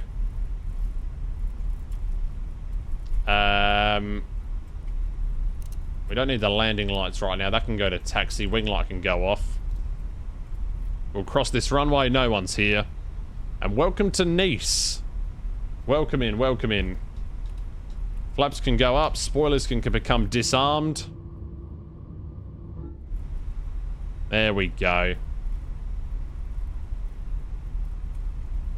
And we'll go ahead and do not turn left here, but turn left at the next one. Alright, there we go. Runway turn-offs can go off. Strobe light can go on auto. That can all remain on. Beautiful. Welcome down. Yeah, a little bit of a floaty one there. Not sure what the landing rate is, though. We'll have to see. This is a big one. We've got a few channel points on the line here. So hopefully I didn't disappoint with the guys who said thingy-mabobby with under 200 feet per minute. Oh, we're going to be parking at this glass terminal. This is cool, actually. This is cool. This is a very nice scenery as well. This was made by Just Sim Nice, it is. I'm here taxiing on Tango. There we go. I'm happy to say that that was not a sackhead landing. Oh, dearie me. Alright, there we go. Welcome down, everyone. Welcome down to Nice.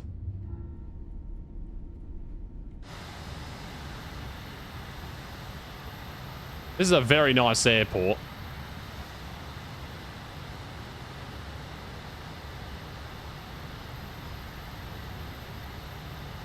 Try and do one of those screenshots where they do it like that.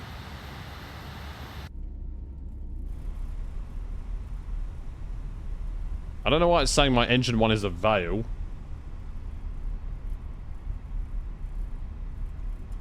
That's weird.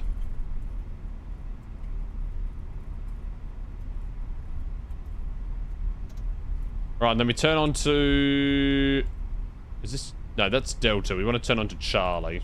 Charlie. So yeah, that Delta there, and then Charlie's the next one. I don't know what stand I'm going to go to. Let's just go for stand 4-4, I guess. That'll do.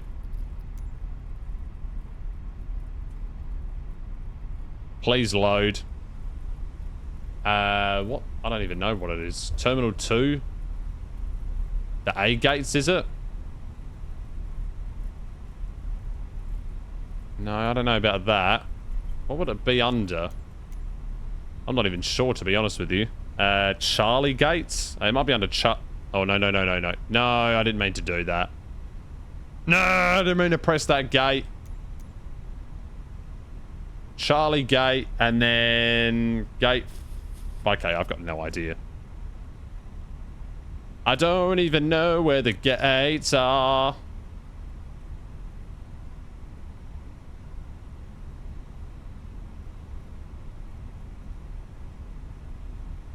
Oh, it's there.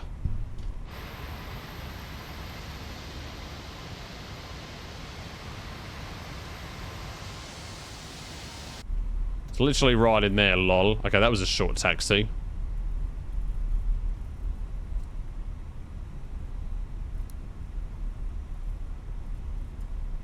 We have VDGS or whatever it's called.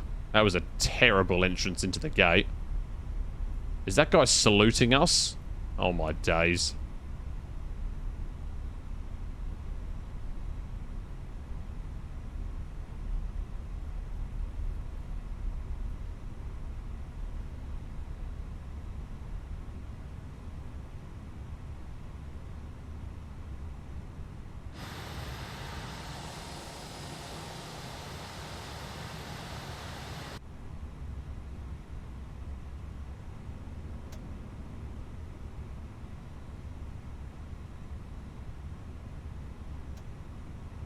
Right, in we come, in we come. Come on.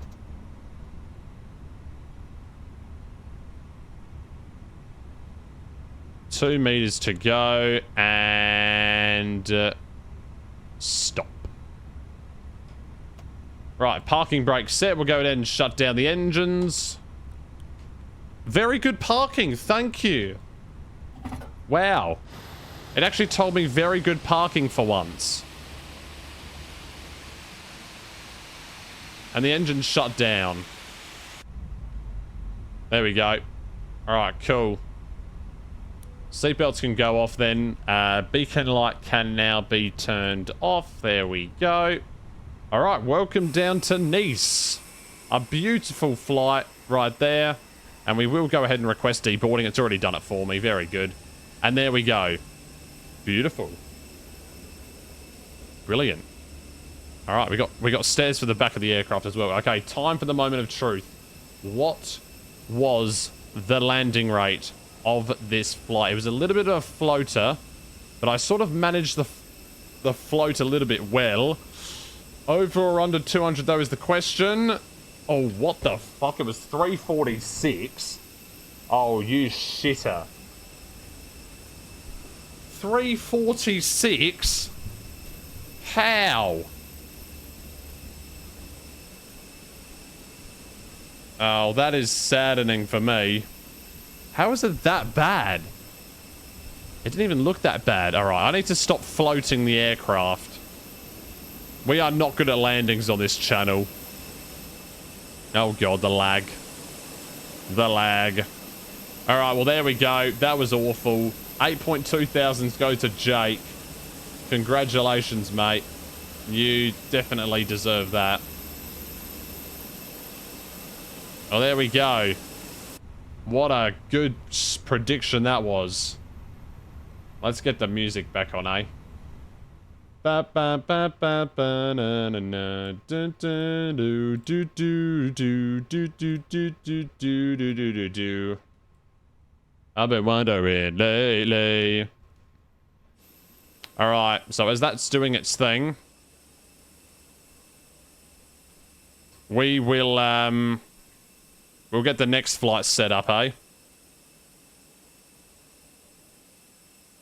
Alright. So what's my sign? Alright. So passengers are deboarding. We should be able to see them exit out here, maybe. Yeah, there they go. Da-na-na-na-na-na. So hopefully that wasn't too hard for the passengers, but yeah. There we go. Alright, new flight. This one's going to be Air France, but it's... Okay, no, new flight. Sorry, new flight. This is Air France 52 Papa Bravo. So, Air France 52 Papa Bravo from LFMN to LFPO. A320 once again. And there we go, that looks good. Alright, we are a Phoenix CFM in that one. Lido chart, departure runway 4. Right, we'll go for again. Right for runway 20, pardon me. We'll go and generate that up. They say... Yeah, they say...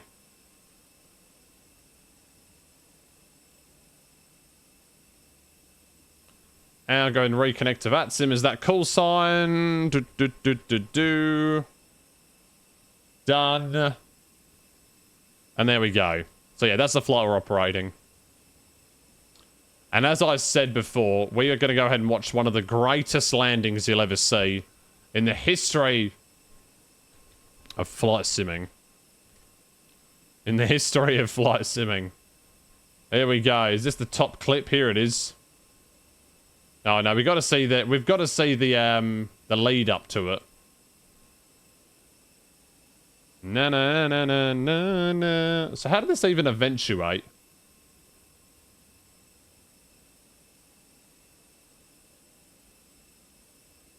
How did this eventuate? Tell me what I know. What's my scene? Alright. Let's look at this. Because this is one of the greatest landings you'll ever see. This is a brilliant landing. Here we go. Let's turn this up a bit.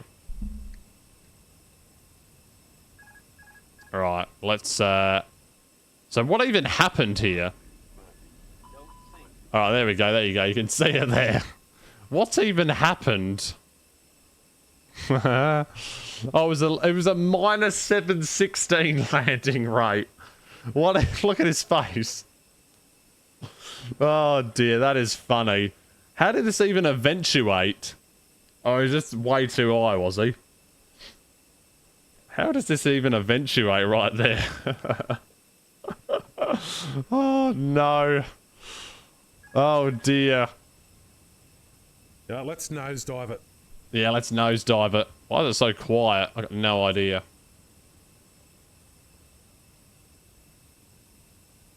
So have to watch that overspeed. Here we go.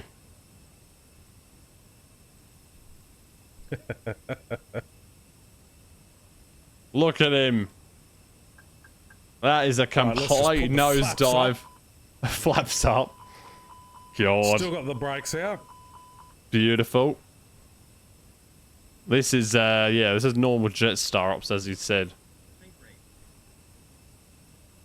Holy. Right, I'm full nose down.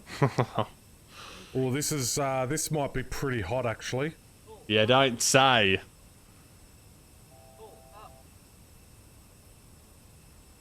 Right, that's there. I can't even. There's the runway. Got it.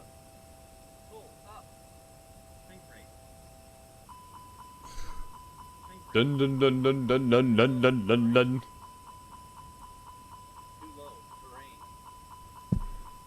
Holy crap.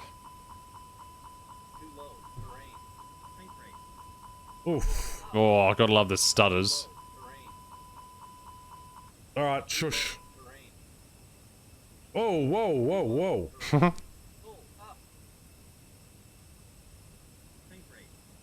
Fucking hell. Oh my goodness. There it goes, eventually, and bang! Oh my god. I'm just going to disconnect from the network, I think. What the hell? Oh. Oh, wow. And okay, off he goes. In hindsight, Off yeah, he goes. Go around probably should have been what happened there. Should have been. Of course it was. Oh. And upside down. Beautiful flight. Beautiful flight.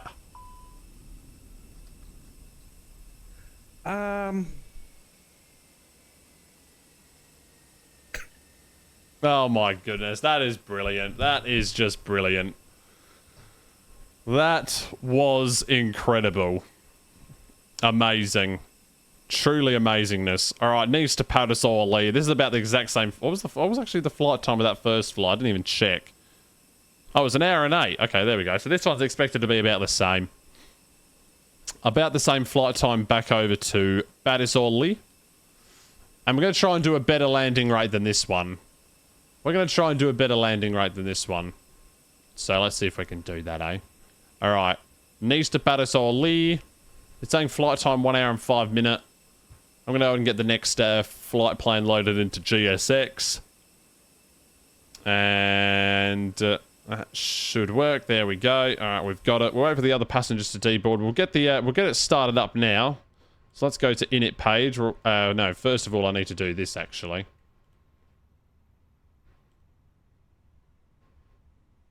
Oh, yeah, we already started deboarding, so that's fine. My flight's import next flight. And that should all come in there like that. Okay, apparently we're delayed, even though I literally just created the flight plan. I don't need a GPU right now. We don't need that. Alright, let's go. Request the init. Let's also go ahead and request boarding now. No, I don't want to do that.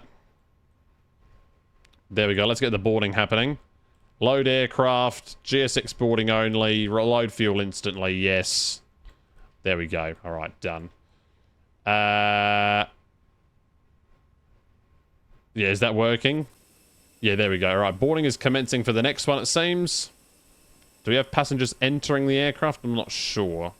Apparently, I need to open the cargo doors. Yeah, how does that work, mate? Oh, they've already opened themselves. Oh, this is a good song.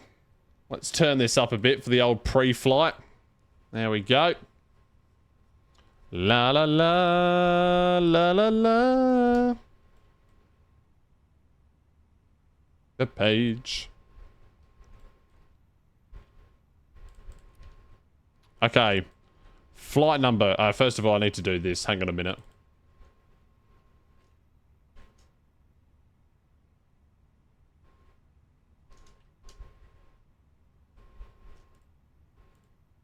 Give me 2 seconds while I do this very quickly. We're Air France 5-2 Papa Bravo. Tell me lies, tell me lies. There we go. Alright, cool. Okay, flight number. Air France 5-2 Papa Bravo. And it goes into there. We have a cost index of something, 15. And a cruise level of flight level 340.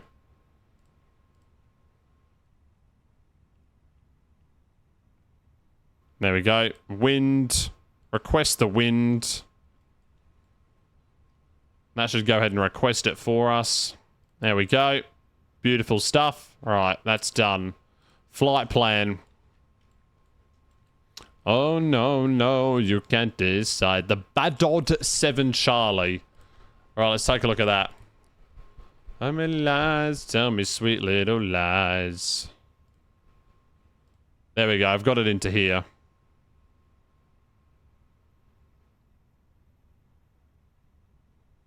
Is that into... No. Dun-dun-dun. All right, here we go. So the Badod 7 Charlie are from my 4 right. We go around like that. So we go around to the south to Orkak. And then like that. All right, cool. Sounds good.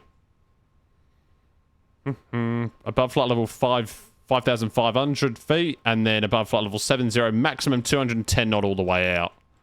Alright, Jesus, that is laggy. Why is it like that? Please tell me sweet little lies. Departure. 4 right. The Badod 7 Charlie. Insert that into there.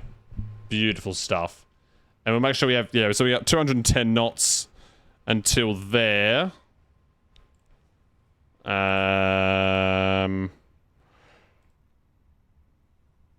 No, you can't disguise. Is that right?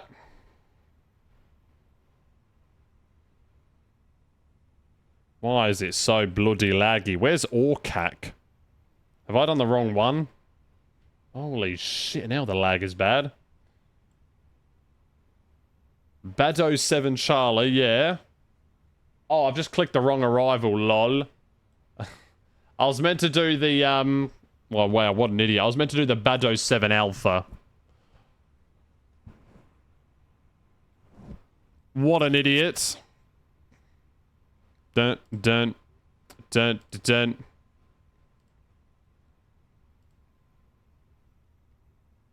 There we go, that's a bit better. There we go, that's looking much better indeed. Alright, brilliant. Radnav. We can tune one of the VORs, actually. I think. I lost my shirt up on my ring. I've done all the dumb things. Dun, dun, dun, dun, dun, dun, dun, dun. Wait, how can I go off 4 right, but do... Oh, wait, 4 right is the Badod 7 Charlie. Okay, I'm literally so stupid. It's actually the Badod 7 Charlie, which we go like this. Okay, never mind. So now I have to change it back. Fucking hell.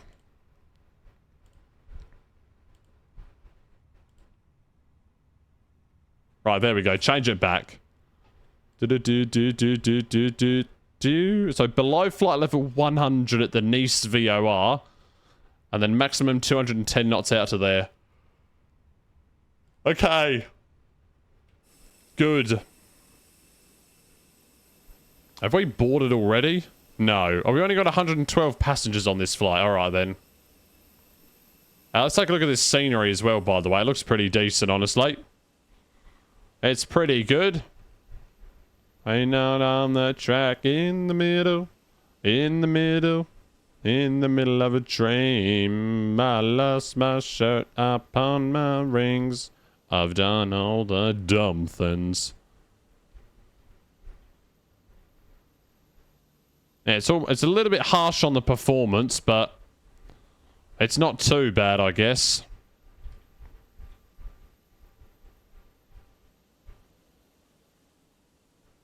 Bars and restaurants.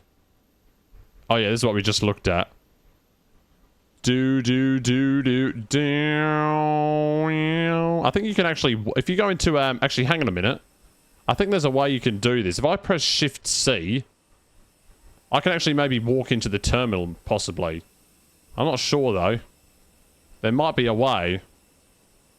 If I go up these stairs, does it work? No, it doesn't.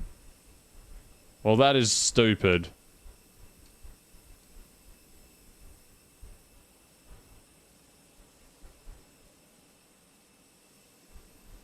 Can I walk up these stairs?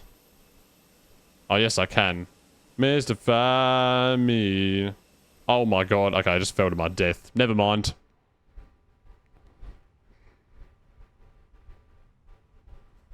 Alright. Radnav, we do need to tune one of the VORs, which is the 122.4.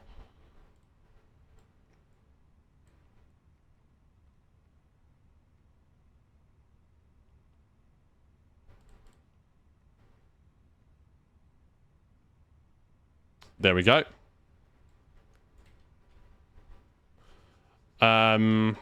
Okay. Yeah, landing system off. Let's just turn all of this off. There we go. And we'll turn it back on. We're clearance up to 10,000. And there we go. All right. Cool. Aircraft is loaded. Fantastic. Now I can go ahead and do in at B.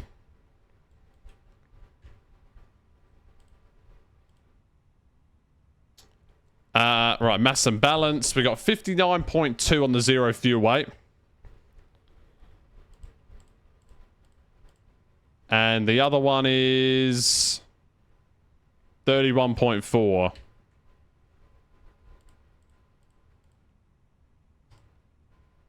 And I'm actually going to change this setting here because it's so annoying right now. Turn that off. I'm changing this back to... This is too much.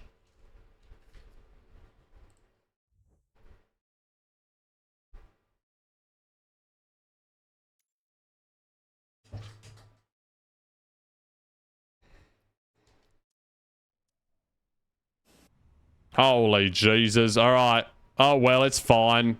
Look how bad that is now.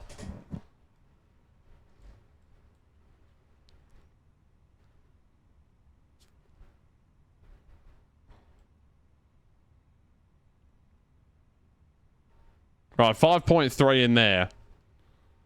Master Farmer. Alright, there we go. And then that's all done into there. Alright, cool. Let's sit up straight because I'm not doing that enough. Alright, here we go. So that's done. Good. Perf. Let's go. Let's also... Oh, we already have APU turned on. This is so laggy.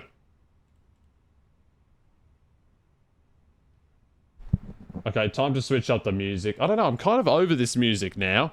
I used to like it, but now... I don't really like it anymore. I used to like the 80s stuff, but maybe I've listened to it so much that maybe I'm not enjoying it as much now. But maybe I'll like it again soon. Alright, we'll do that. That's so not what the weather is. Okay, there we go. Calculate this. So 138.138.140. And we'll simply send that to the McDo. And then an in comes into there. Beautiful stuff. Alright, cool.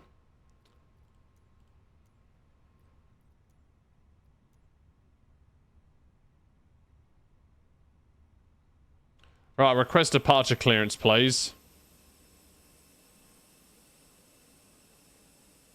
Jet bridge is going away.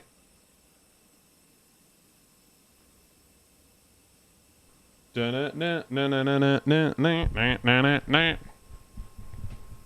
Captain. We are ready for pushback. Good.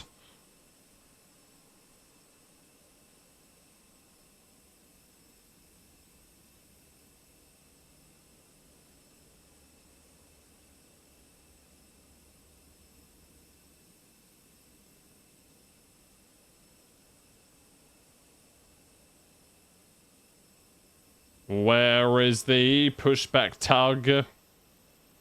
Where did it go? Oh my goodness. There we go, finally.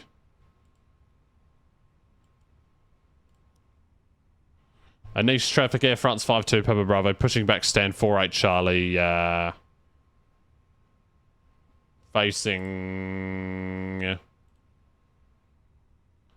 Or almost 04 right departure, so facing south. Southwest.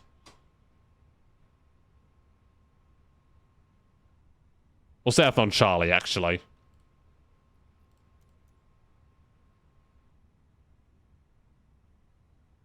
Right, where are we pushing back to then?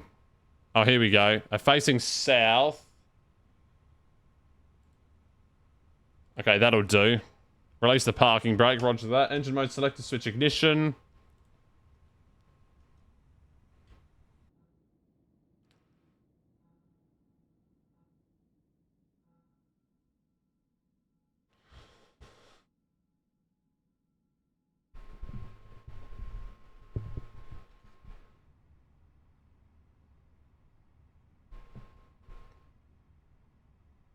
Tonight. Engine 2 start.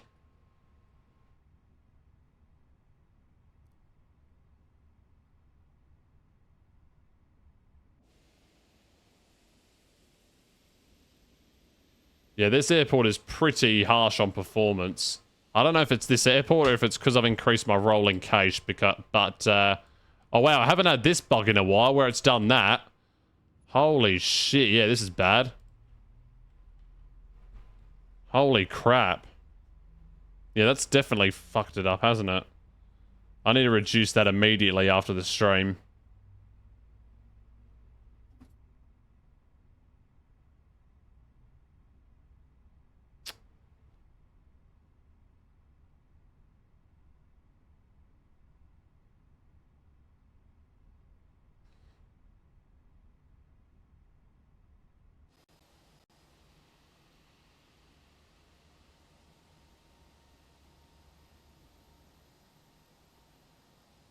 Oh, what a pushback, eh? We're right on that yellow line, it seems. Right on it. Alright, engine 1.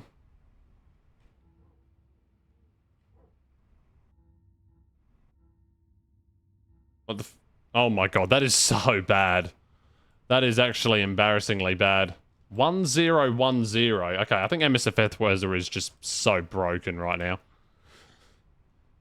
Da-na-na-na-na-na-na-na. Oh, maybe it's because I'm on... Is it historical weather as well?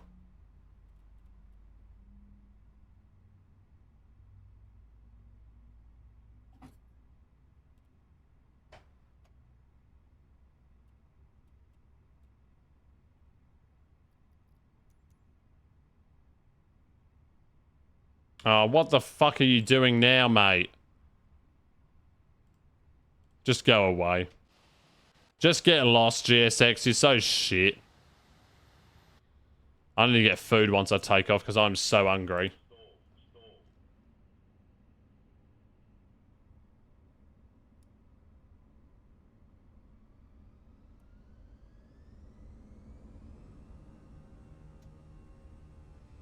Why are my engines at full throttle? This literally makes no sense sometimes. And look how dumb this game is. Look how many volume mixes there are. Look at that. There's only meant to be one. And there's that many. Oh dear, I will never understand. I will never understand. Okay, time to taxi. Time to taxi. I don't know what's going on with this, honestly. Very weird.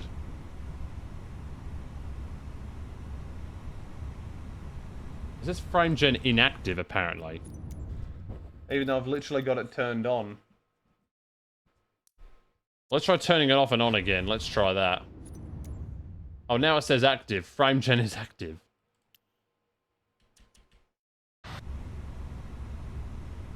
What? It still doesn't work. Fuck this.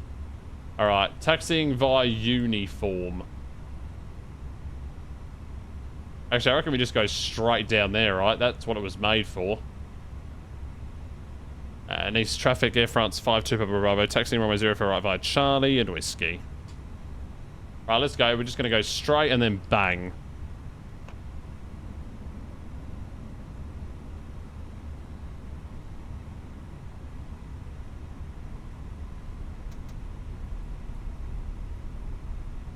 Yeah, it really should not be stuttering that badly. Oh, yeah, there we go. Even more sound mixers have opened up.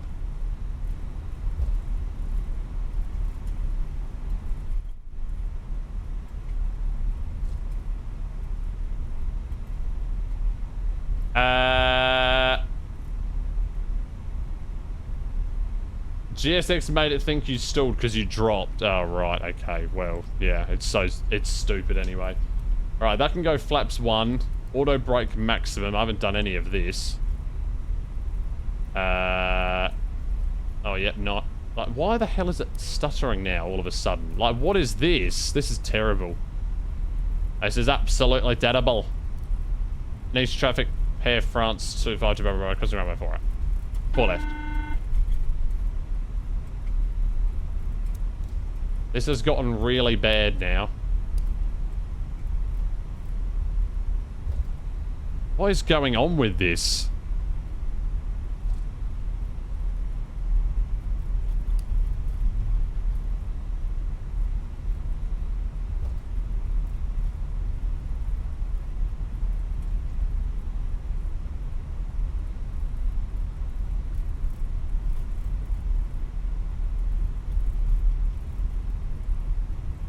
Oh my god, this is so bad. Alright, you can just get parking brake turned on then, mate, because you're a son of a bitch.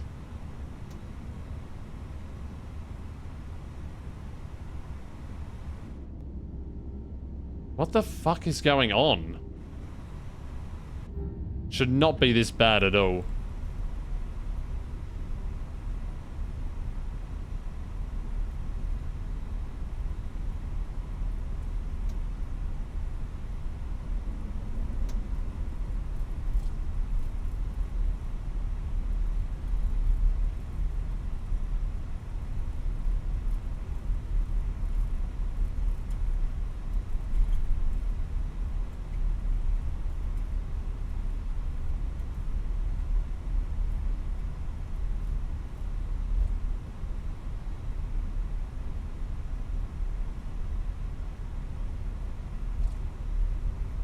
Don't know if it's the scenery or what.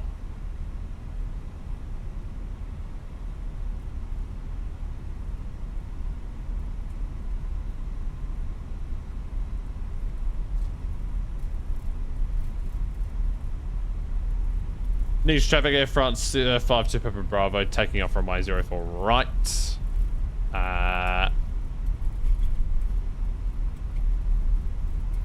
Bodod 7 Charlie departure. Badod 7 Charlie departure. Climbing via departure. Right, here we go.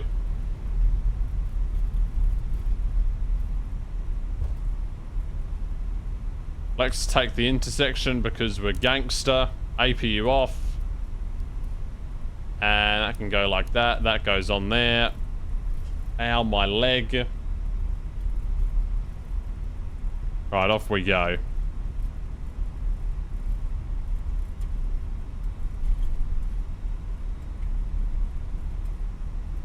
Well, this is actually going to be a nice... I'm not even on VATSIM. Oh, wow. Amazing. Right, we'll just reconnect up to there like that. And Nice traffic, Air France 52 Papa Bravo on runway 04 right. We paused the sim, but we are now rolling. We're rolling on the runway. Man MCT, apparently. SRS runway. What the fuck? Why is it Man MTC? Okay, Man Toga, then SRS. What's that all about? Rotate. Positive rate of climb. Gear up. Nav. Fucking wrong camera angle again. It might be the scenery, honestly, that's doing that.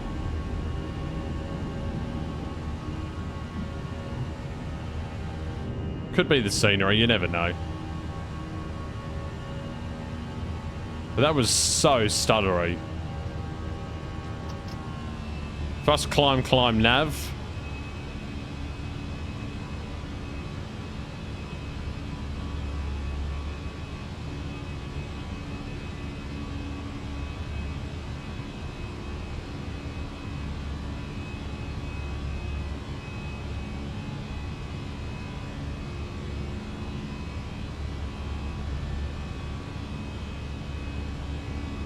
Flaps up.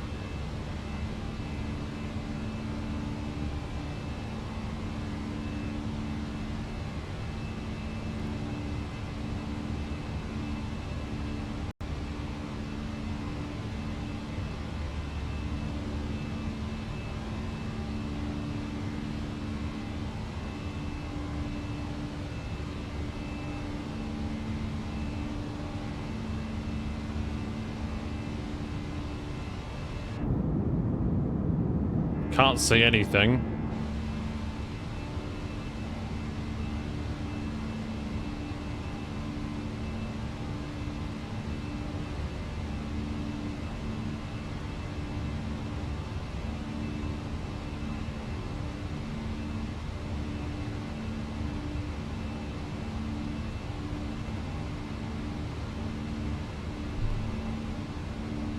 Whoops.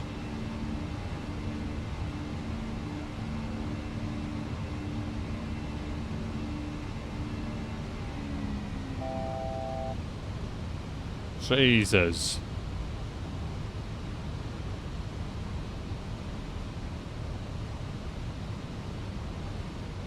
Alright, I'm just going to keep climbing, actually.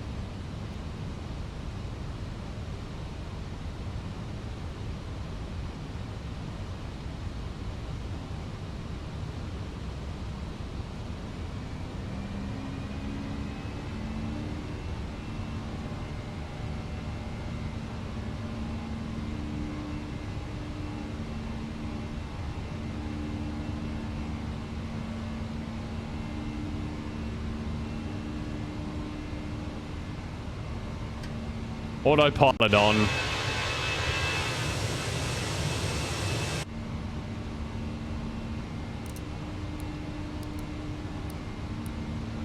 There we go. Get all of that turned off. Yeah, I really don't know what was going on with that thing there.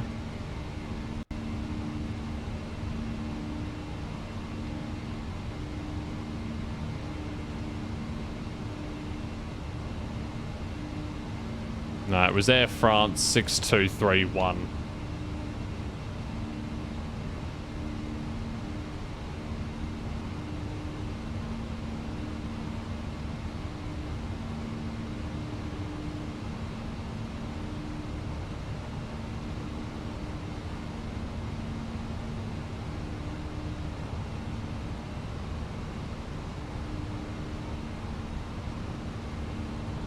Alright, I'll make an ETA.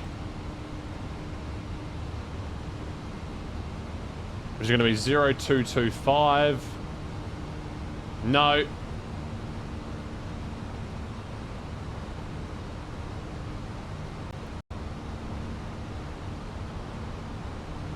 There we go. Done.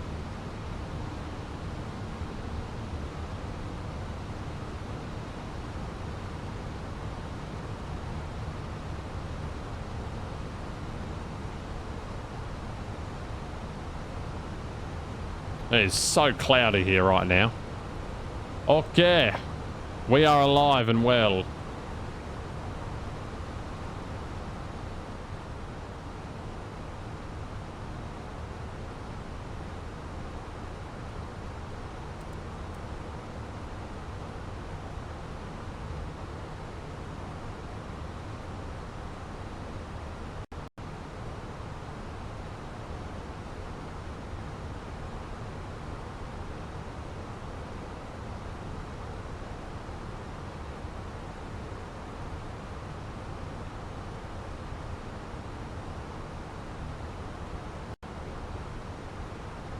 And then arrival into Paris is the Ardo 9 Whiskey, runways 20.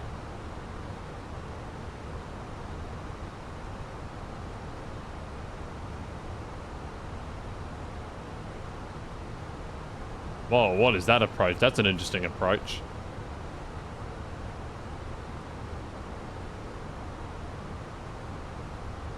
Yeah, RNAV 20, the Ardo 9 Whiskey. There we go.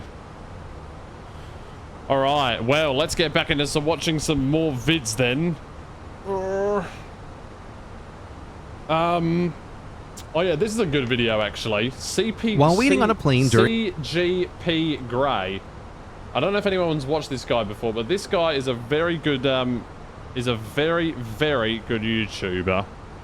He's very, very good. I don't know if anyone's watched him before, but he's very good. He did 2 very good videos about airport runway numbers, and airport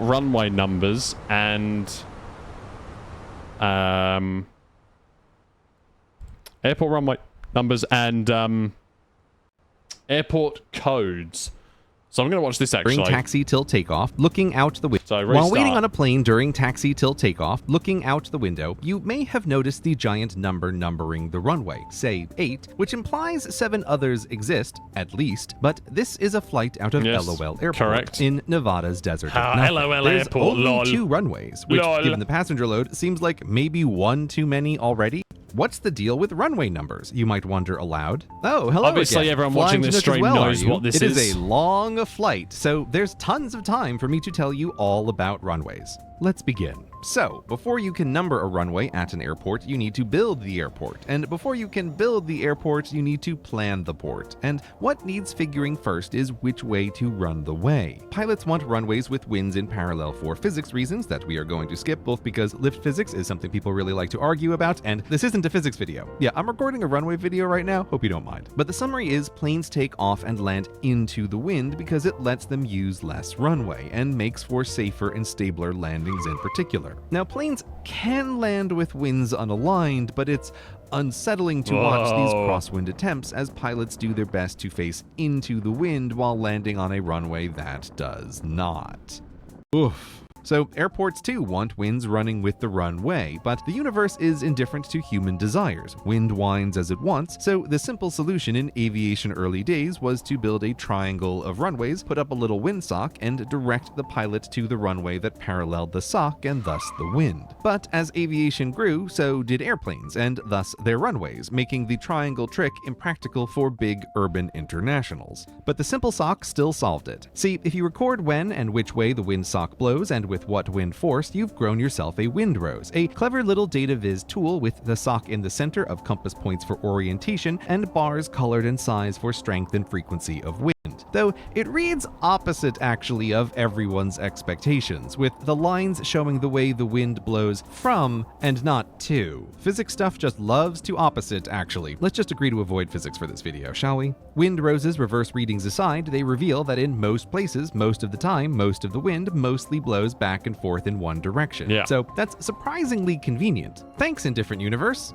Oh, you did it for other reasons? Well, still, this convenient wind happens because wind is a current of air, transporting heat from where there's more to where there's less. The Earth is blasted by the nuclear heat of the sun, with the equator getting hit hardest, making hot air rise there as it cools out along the edge of space before coming back down, creating a big-scale convection current that repeats in a pattern all up and down. And because the Earth is a sphere that spins, those cylindric convection currents of air on the surface twist clockwise north of the equator and counter below. This is the Coriolis effect, creating coiled currents of air everywhere, which is cool, but also physics trying to sneak back into the video, and this isn't a physics video. All that matters is this creates the pretty stable pattern of trade winds, and if you're planning a port, you need only know which way does the wind mostly blow. Though at some locations, the wind rose reveals two frequent directions of wind, so if you want to constantly and safely keep open the airport, you're going to need to run a second way. This is why many airports have an X or V layout like LOL. They're not necessarily doing double the traffic of a one-runway port, but rather have double the chance of crosswinds when the tower will need to reroute pilots toward the other alignment for safer landings. And once you have two of something, you need names or numbers. Sure, you could just go with run 1 and run 2, but pro tip, try never to use the very first thing that comes to mind without giving it a bit of a ponder first, and the wind rose reveals a better way with the compass points, which form a circle of 360 degrees, starting at 0 north, east 90, south 180, west 270, and back to north makes it 360 as well. These compass degrees come from ships of the seas, because captains and quartermasters, when in the vast, featureless nothing, could still count on their compass to point toward the North Pole, assuming no iron hooks happen nearby, and with north as a fixed navigational point, could then communicate their heading with names broadly, east-southeast, or numbers precisely, helm to 108. Quite handy. So it's no surprise these compass headings got passed from sea ships to airships. Thus, on the Windrose devised plans for any airport, the runway is already aligned with navigational numbers begging to be used. But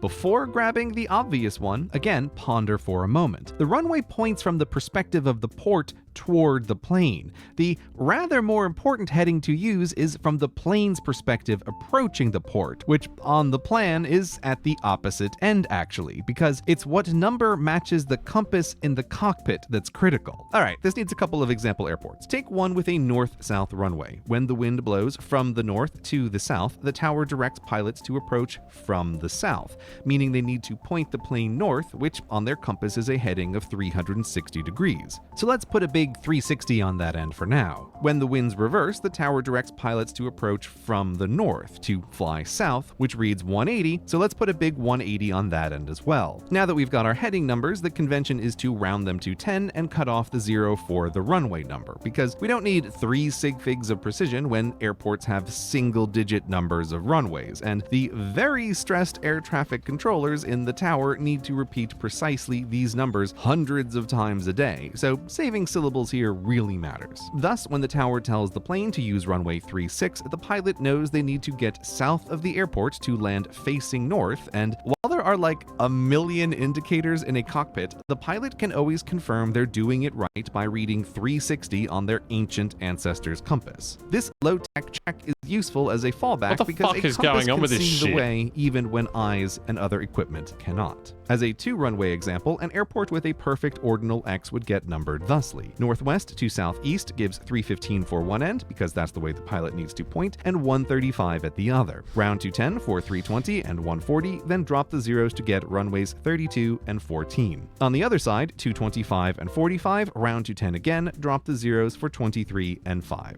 Now, when the towers talk to the pilots, they say each digit individually, so runway 23, because clarity here is critical, which is also why the font and exact size of these digits is standardized worldwide. Though there are disagreements between the abundant aviation agencies as to if single-digit runways like 6 should have a leading 0 for clarity, or if that leading 0 should only be in our hearts, which it shouldn't be. Anyway, that's the surprisingly good system behind numbering these numbers, which is always a delight to discover, unlike some other numbers I could mention, though there are a couple of wrinkles. For think about it, if the wind mostly blows back and forth in most places, then most big, busy urban international airports will need multiple runways in parallel. But parallel runways have the same heading, thus the same number under this system, which would be unclear for pilots to say the least. So all the agencies assembled to agree. If you have 2 parallel runways, they will have the same number, but add an L or an R for left and right. If you need to construct a 3rd runway, add a C for center too. But with 4 or more, 2 runways will get the correct heading number with L and R, but the others, they're going to get the next closest numbers, but not exactly correct numbers, which is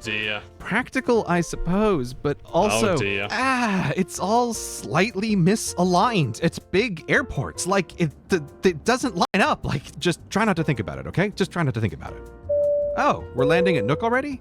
Wow, flights fly fast when you're flapping about flying. Time to put this knowledge to use. Our compass heading reads 42 degrees, so round to 10 440, cut the 0, and we'll be landing on runway 04. And since there's only 1 runway at Nook, it'll be perfectly aligned.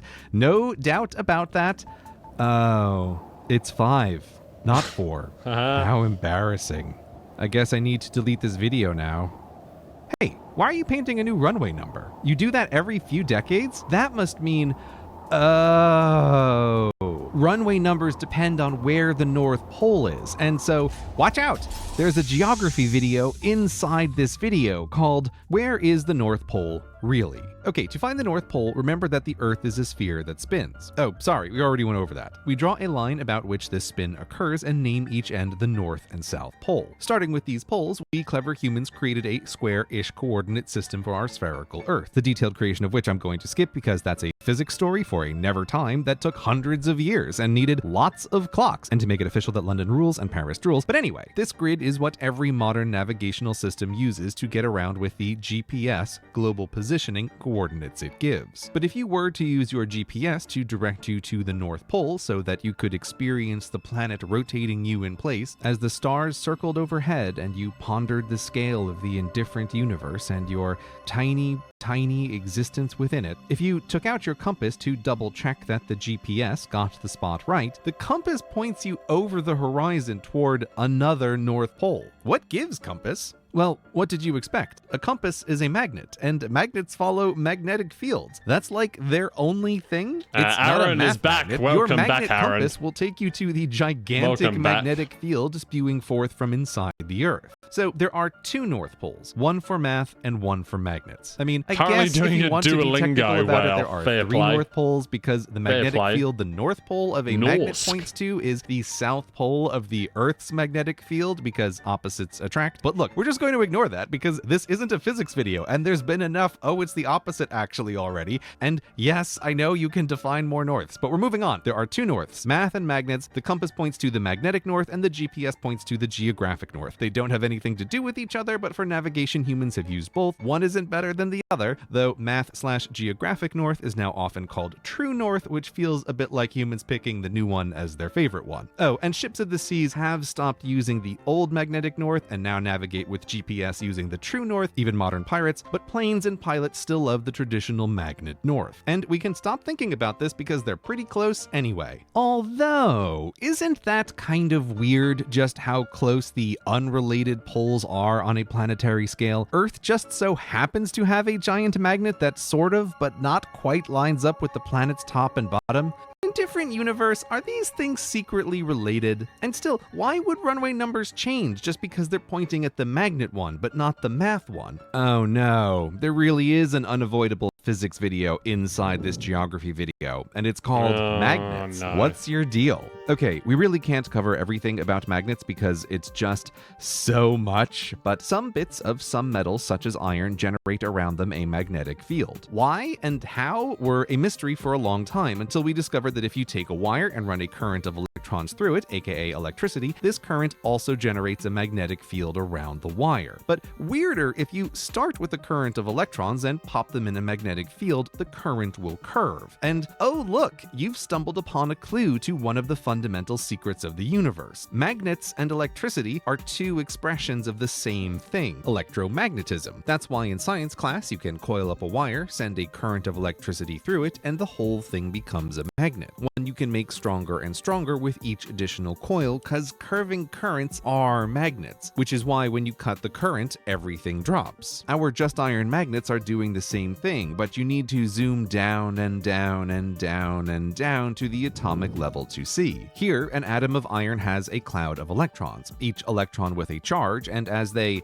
whirl around, they create a tiny current and a tiny magnetic field. Zooming even closer, each electron spins, and this spin acts like the universe's teeniest, tiniest current, creating the teeniest, tiniest electromagnet. Okay, look, whirl around and spin don't mean what you think down here, because in the land of quantum, words mean nothing. There is only math that we're not gonna do. So just go with it. Anyway, in most atoms, all these current-created tiny magnetic fields arrange themselves against themselves, so it all cancels out to nothing. But in a rare few atoms like iron does there happen to be an imbalance that aligns and adds up, and thus each iron atom is a tiny magnet. And if adjacent atoms align, their little magnetic fields add up. And zooming out and out and out, if all the atoms in the iron are aligned, then the iron acts as one big monkey-sized magnet. But deep down inside, it's just electron-sized electromagnets. And scaling up and up and up and up to the whole Earth's magnetic field, it's an electromagnet all over again. See, the Earth is made of parts: the thin, perilous, cool crust on which we live, the inner solid core that is several thousands of degrees hot, a middle mantle mostly solid and relatively cool, and critically, a ring of metal liquefied by the hot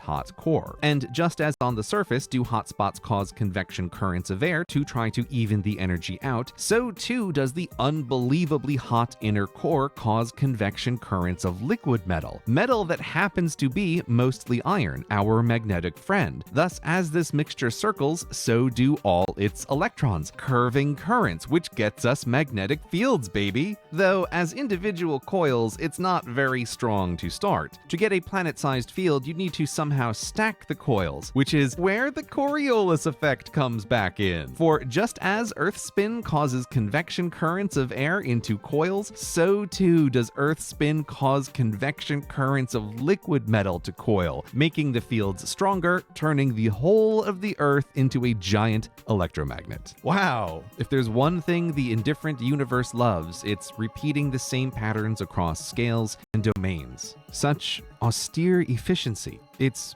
beautiful.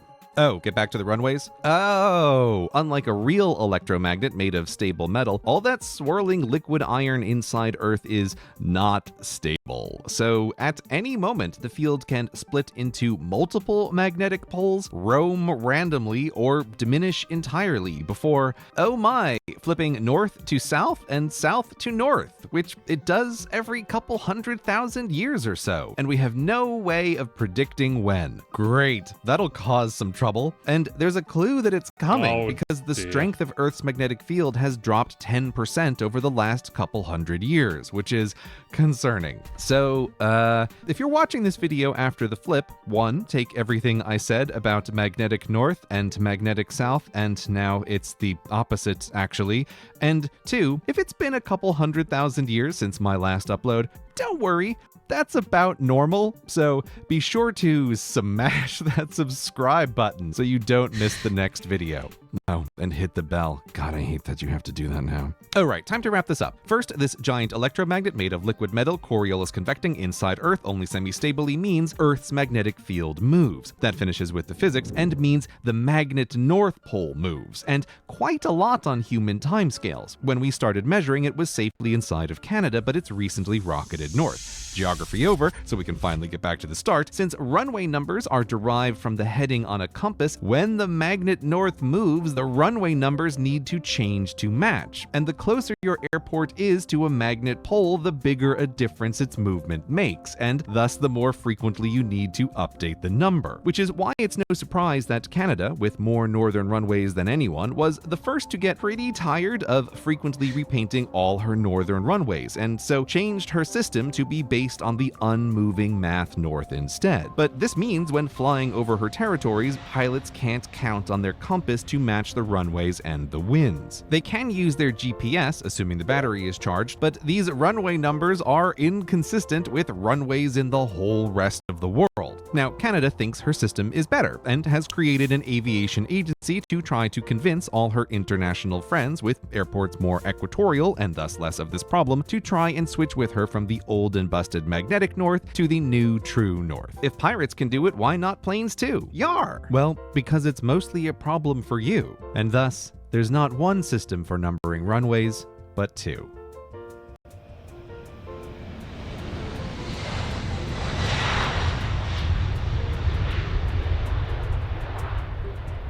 Oh, hey you. If it's your second watch through, did you notice this video is a version 2? With sharp eyes, you might have spotted what's changed. During the landing at Nook, V1 had the runway number repainting go up a number when it should have gone down. The opposite, actually. Now, after first upload, this seemed like only a glitch, right? Causing some confused comments to come in. But as I thought about it more, it grew to a blunder that kept bothering me. For, after all, the first half of the video builds towards these two correctly calculating the runway number in advance of their landing before finding the unexpected and then being proven correct, which they weren't, before the rest of the adventure. This mistake brought me much gloom and eventually graduated this glitch turned blunder to an error, kind catastrophicus. So I've sucked it up, sacrificing the V1 view count and algorithmic love of the YouTube gods to probably annoy a lot of people with what looks like a pointless re-upload if you didn't make it to this part post-video, which most won't, but you did, so thank you. And given that you're a video completionist, I've got something extra for all the Bonnie Bees who support the channel. A 2-hour stream where I take you behind the scenes on how what I thought would be a simple explanation on runway numbers, no more than 3 minutes surely, spiraled into almost 20 explaining almost all of physics. Something, given my background as a physics teacher, I had been— Oh wow, so he uploaded this video a little while ago,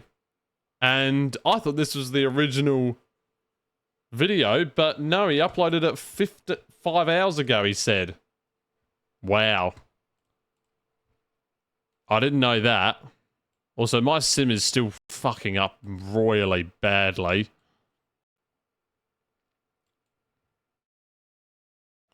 Top of descent at 8:03. Current time is what? 7:51. So we got about 12 mins. There's also another video for runway codes as well. Yeah. Yeah,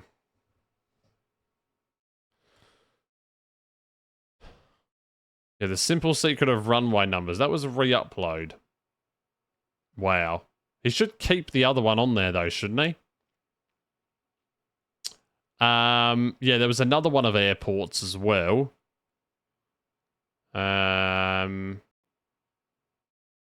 Where is it? Yeah, there it is. It goes for 16 mins.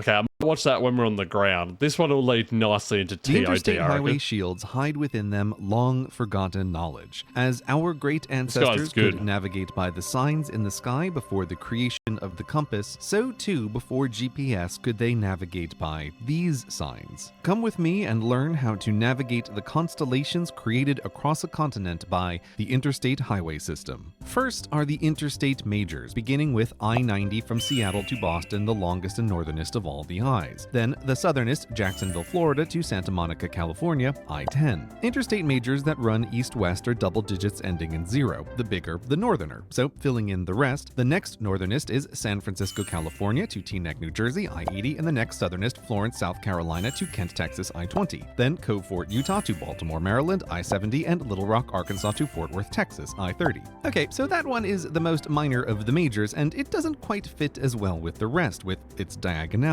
But I'm confident it's the lone exception and not foreshadowing. Next, Barstow, California to Wilmington, North Carolina, I-40, then I-50, and I-60, which don't exist. See, there are older highways than the interstate system, slower other ways not built to the interstate's book of exalted construction codes. These are called U.S. highways or U.S. routes, the most famous of which is Route 66, and these use the United States numbered highway system, which put the old U.S. Route 50 and 60 right in the middle. The Department of Transportation knew that only the most devout roadway anoraks would be attuned to the difference between interstates and routes, and normals would simply look at the number. To simplify everyone's life, DOT skipped interstates 50 and 60 to avoid minds getting muddled in the middle of America. That's the east-west interstate majors covered. Now on to north-south, the longest of which is Maine to Miami, Florida, I-95, which, like all majors, no exception surely, are double digits, but ending in 5 now to indicate verticality. On the opposite coast, San Diego, California to Blaine, Washington is I-5. Okay, so already that's not double digits, but maybe officially it has a leading 0, but just not on the sign, right, Department of Transportation?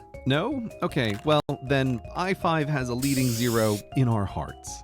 The rest of the north-south interstate majors are Petersburg, Virginia to Montgomery, Alabama, I-85, a bit of a sister route to I-30, San Diego, California to Sweetgrass, Montana, I-15, Sault Ste. Marie, Michigan to Hialeah, Florida, I-75, Las Cruces, New Mexico to Buffalo, Wyoming, I-25, then I-45 from Houston, Texas to Dallas, Texas. Contrary to popular belief, interstates don't have to be interstate interstates. They can be intrastate interstates. The obvious examples are Hawaii and Alaska, which have intrastate interstates, but also Puerto Rico, which has an extra-state intrastate? I mean, I guess technically it's an extra unincorporated territory? Anyway, these three being physically disconnected from the rest of the network use a different numbering system with letters. But back on the continent, there are in fact way more intrastate interstates than interstate interstates. Most are the interstate minors we will get to, but I-45 is notable for being the only interstate major that's intrastate. Finishing up the north-south majors, it's Texas again in Laredo to Duluth, Minnesota, I-35, then Chicago, Illinois to LaPlace, Louisiana, I-55, and finally hop over to Mobile, Alabama up to Gary, Indiana on I-65. Together, the interstate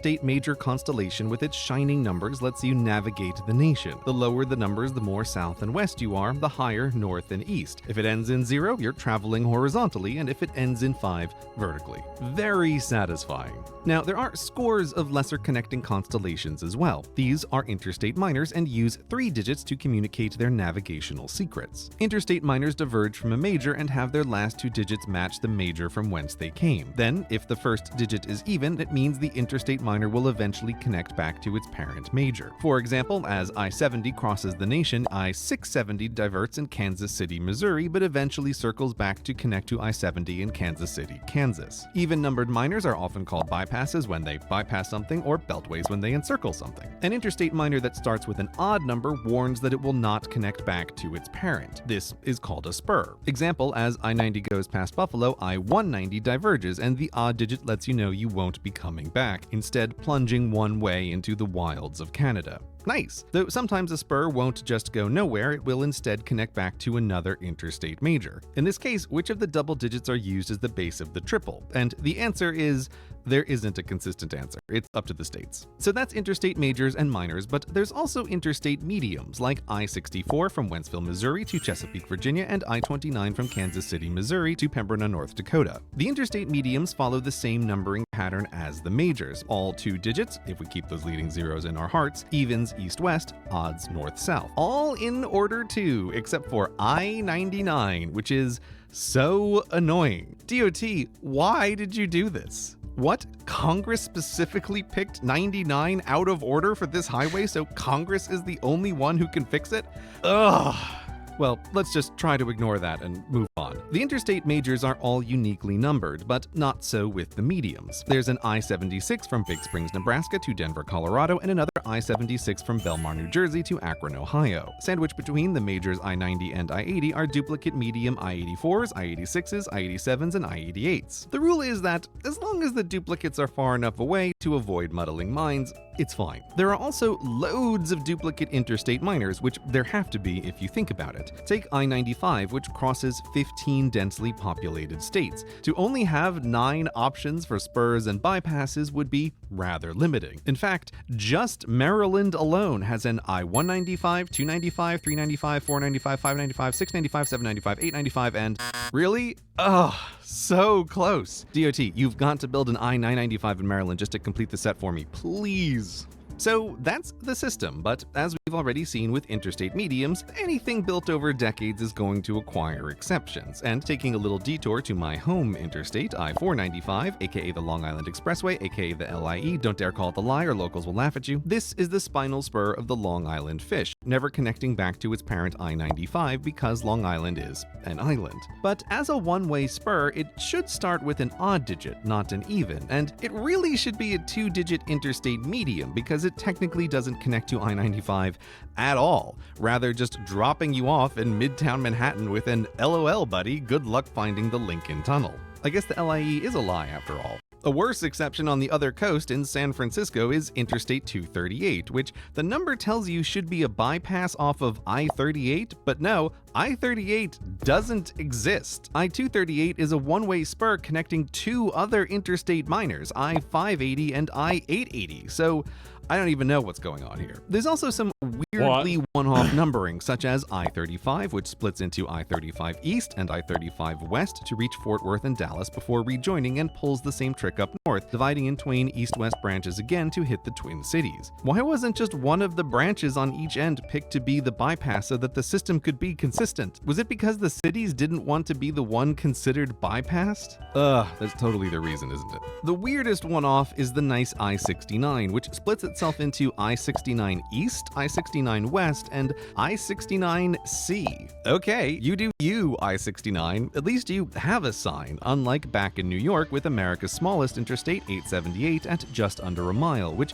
apparently doesn't deserve a sign, so the interstate anoraks can never complete their selfie collection. Okay, that's enough exceptions. I could do this all day. I already cut so many from the script you wouldn't believe it. Back to the big, beautiful, constructed constellation and its lost wayfinding ways, now revealed so that as your ancestors before you navigated by the sky, you too can go on an American road trip navigating by the interstate numbers alone.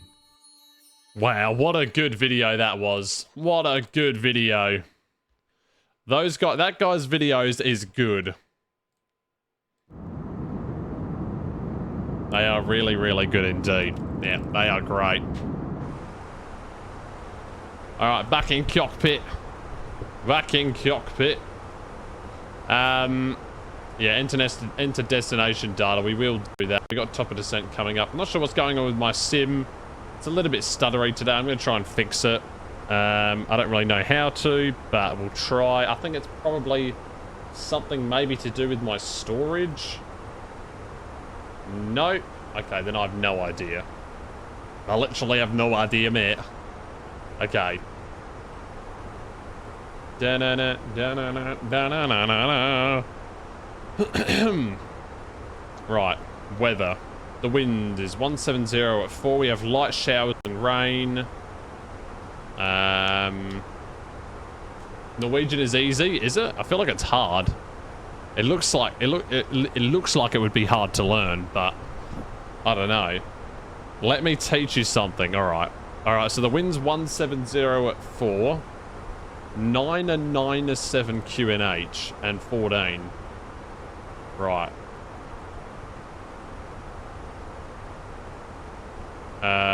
Shit, I've forgotten what the wind is already. Was it 170 at 4? Yeah, I think it was.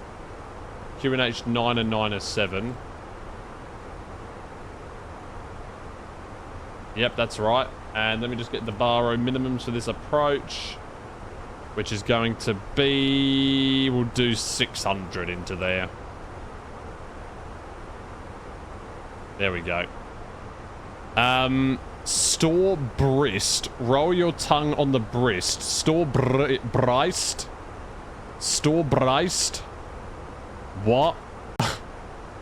Is that like a swear word? Look at these clouds.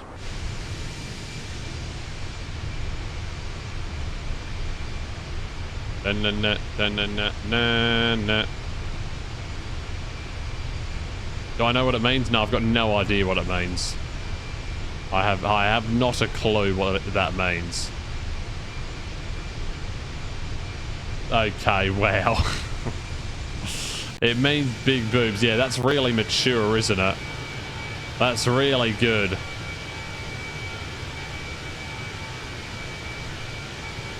Yeah.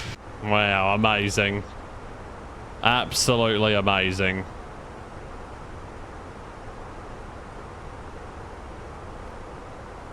Alright, time to descend on down. We'll do a quick look at the chart.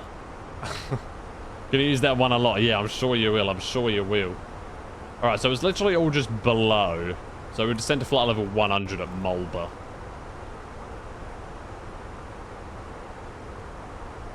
There we go.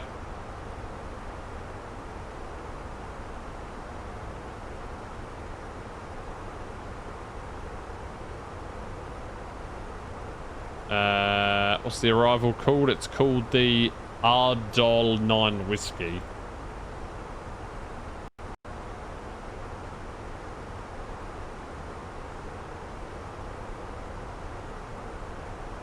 There we go. Yes and no, yeah. God, I don't know what's going on to my throat. It still hurts from like ages ago. I do not know what's going on with that. Yes and no are ja and nay. Nay. It's very similar. And Norsk is easier than you thought. Interesting. Yeah, I mean, I learned Japanese in high school. That was sort of hard. But like, because there's like a really specific sentence structure for it.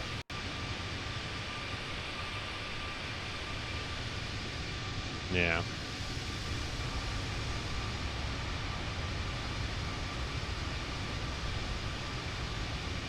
Haven't really shown the outside much. All the words are very similar to English. Oh, are they? Right, okay. Yeah, fair enough. My face cam's a little bit bright, I think. There we go. That's good.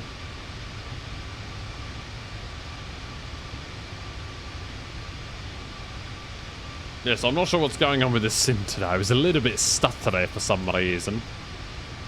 I don't know why. We'll do those, I guess. Those will do.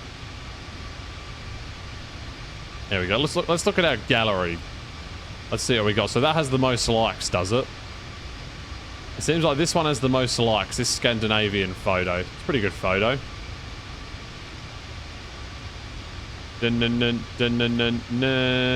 So 5 likes on that one. That's pretty good. Cafe Ogtel is coffee and tea. Yeah, I'm pretty sure that's the same in German, actually. Like, Kaffee is like coffee in German. I'm pretty sure it is anyway.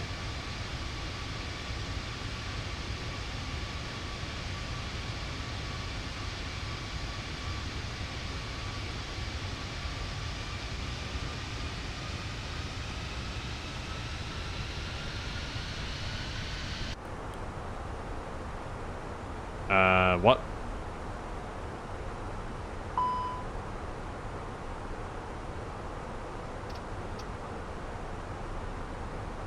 Okay, I've gone into Man MCT for some reason. What's going on here? Auto thrust limited, it reckons. Why am I going to 217 knots?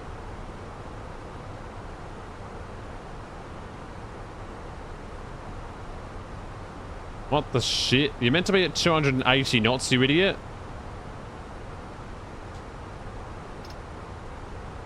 What is wrong with this plane?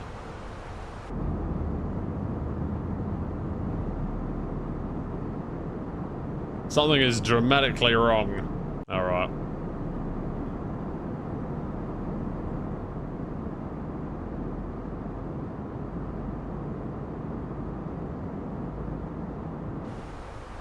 Right, so what should we plan for an exit then? So we'll land on runway 20 and we'll exit at Whiskey 5.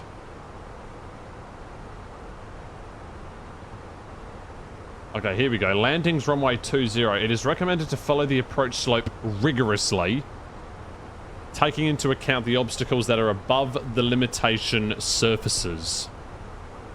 Okay, there are apparently obstacles on this arrival. Let's take a look at this. So, here we go.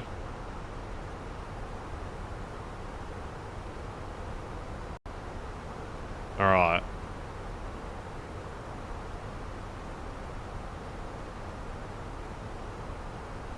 Okay, so what it is is from FPO-20. It's a 3.4 degree glide path angle. And 1,600 feet at Foxtrot Papa Oscar 20. So 3,000 at Papa Oscar. So 420, 421, 422, 423. They're all at 3,000 and the last one is at 2,000. So let's take a look at that in here then. If we go down, down, down. We have a flight plan discontinuity. Which I'm pretty sure I'm just going to clear away. And then we need to go up. Up, up, up, up. Hang on a minute. Mulber. Where's this going to?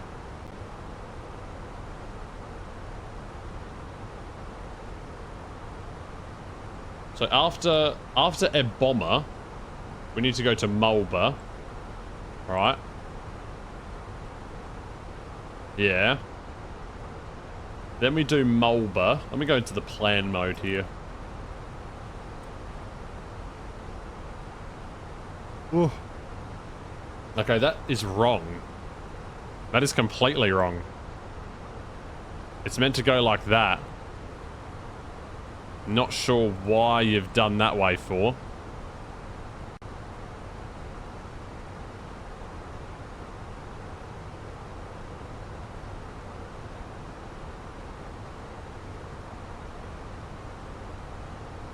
Not sure why it's like that.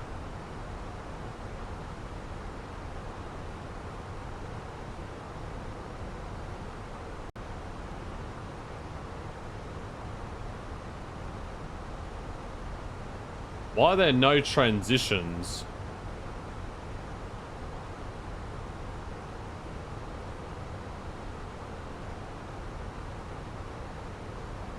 Because for some reason it's going direct to there, which isn't correct at all.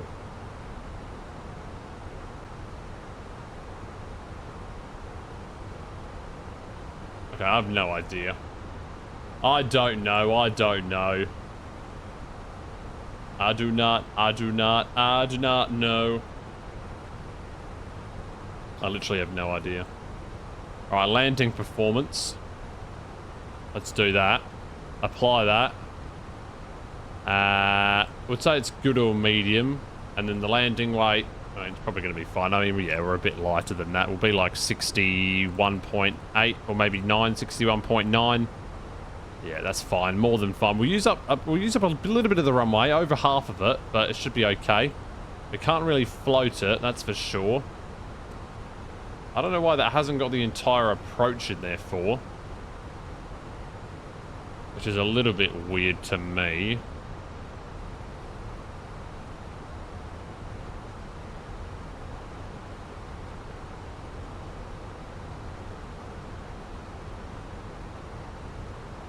There should be a transition. There should be like a... Oh, approach vias maybe? Via... I don't know. Mol 7 Whiskey? Via something maybe.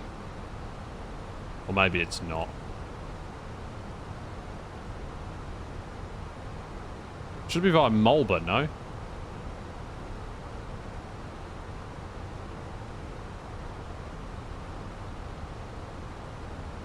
Unless I'm mistaken.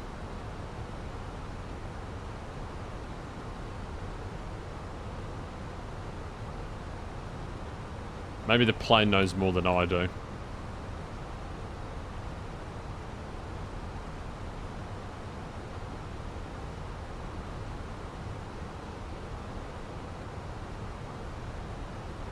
Right, anyway, there we go. That'll do, that'll do. That will do us nicely. I thought we were... God, that scared me there for a second. I don't know why, but it did.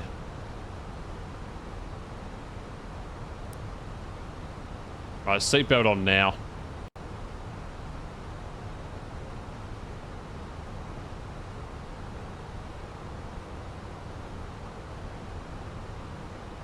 Right, QNH9. Oh. Oh god, yawny. QNH 997. Auto brake will go medium auto brake because we're landing on a short runway. So we'll do that.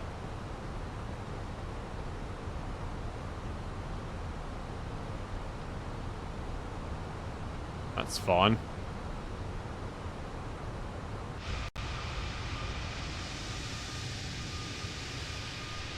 Good old Air France.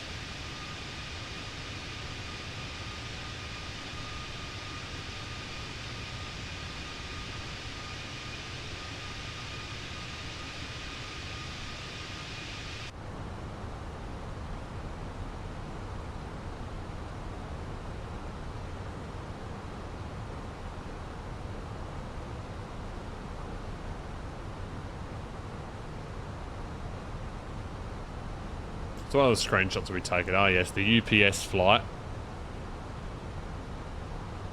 Iberia Regional.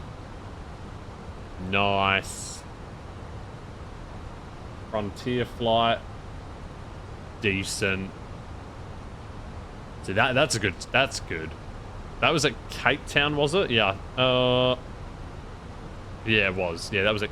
I don't know actually. I think it was actually, yeah. Ooh, gotta do A380 again soon.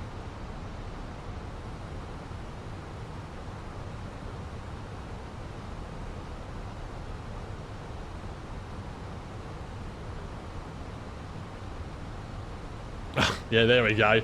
Martin Air Cargo crashes into the water. Beautiful stuff. Oh, I think I've just scratched my arm and now it's bleeding.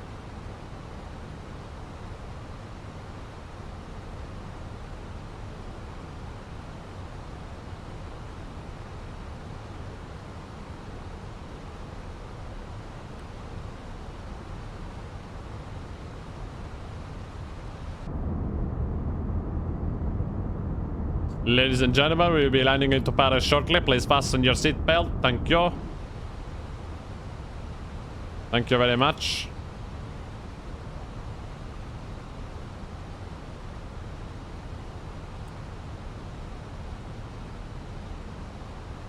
And yeah, landing lights can come on now. So landing light on, that can go on. All of it can go on, all of the lights. We want to be very visible.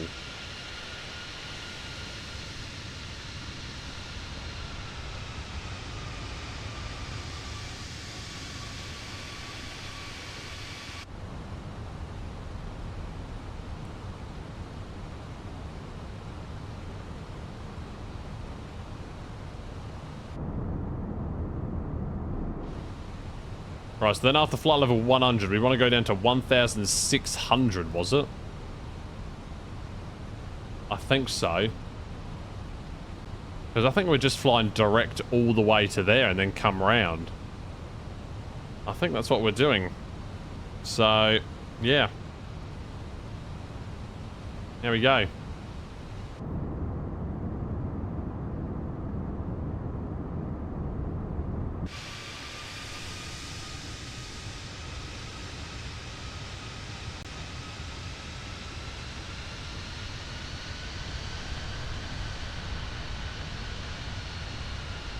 Looks decent. It doesn't look amazing, but it looks alright.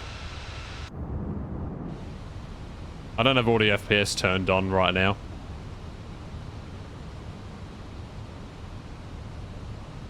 Right, for that level 111.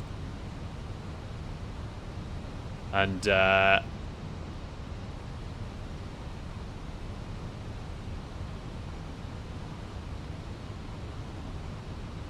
cool. Hold back the river. Hold it back. Right, I'm going to record this landing. Also going to open up the landing predictions here in just a sec. Hopefully I can redeem myself from the last one. Here we go. Landing prediction. Let's start the prediction. Landing rate time. I'll open it for... Well, how long have we got to the landing? We've got at least 10 minutes. We've got at least 10 minutes, so we'll start that up. Or maybe we have a little bit less, but yeah, I might pause a little bit. And Nirav is also joining us. Hello. Just in time for the landing. Welcome in, welcome in. All right, landing predictions are open. They're probably open for a little bit under. How was the landing into Nice? It was average. It was an average landing. It was like minus 350. It wasn't the best thing ever. But yeah, but it was a nice approach though. I think the approach outdid the actual landing. So yeah, that was good. Oh, looks like we've had 10 channel points for... we did 04 right landing. 04 right. I wanted to do the VPT approach, but it said low visibility. But then when we got there, the visibility was fine, so... Yeah, that was a bit unlucky. I'll definitely have to try it again at some point. The real challenge is runway 22. You reckon? I really wanted to do that VPT approach, though, for 04 right. I might try and fly here a bit later on in the week. Fly to Nice, that is. But yeah, it should be interesting. Only speed... Yeah, there are speed restrictions on this, I'm pretty sure. It's maximum of 180 knots.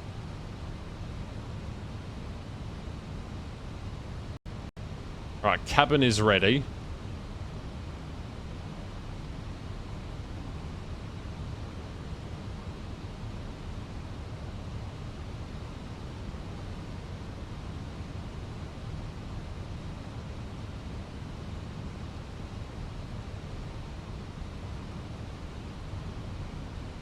You had a 5:46 landing into Nice yesterday. Oh god. Oh dearie. That is a hard one.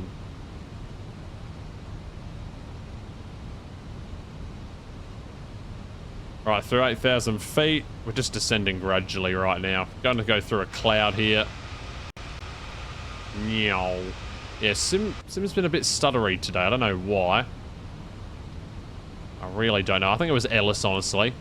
He told me to increase my rolling cache. It's made it even worse.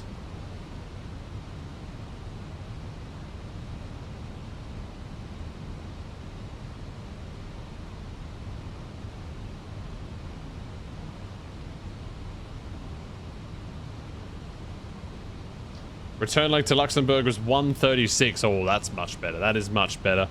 Do I have a good internet connection? Yeah, mate, it's fine. Fine internet.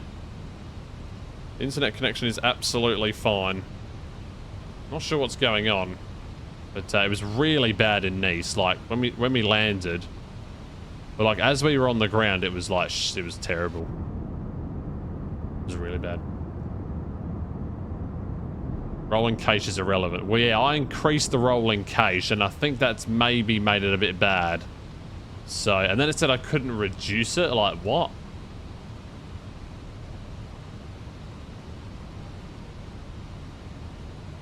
You switched yours off. Okay. Yeah, my internet is decent. It's a decent internet. I mean, it's not like the most amazing thing ever, but it's good.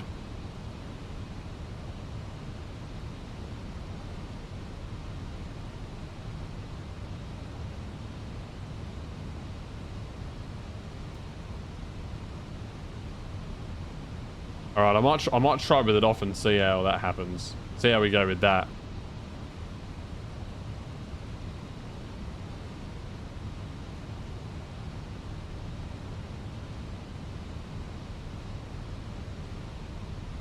Why has that been put in my bin for?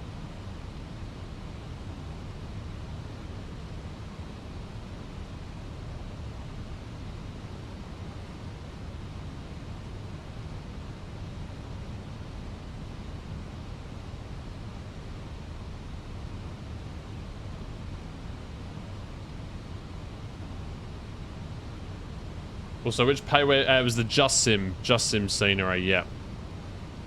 Yeah, I didn't want to use the Ahsoka because I'm going to fly there a few times probably into Nice. So I thought, yeah, might as well. Might as well. Also, that time there is a block time. That's not the flight time. Also, it's time to do Q&H as well. So it's 9 and 9 and 7. Yeah, you can hear like the sound cutting out as well. Like it never used to do that. Never used to do that. Oh, that's not optimized? Okay, then... Yeah, but the thing is, like, it's still doing it now. Like, it's still a little bit laggy right now. You can hear the sound going a bit shitty. Like, the sound... And then look at that. Like, what is that? That's really bad.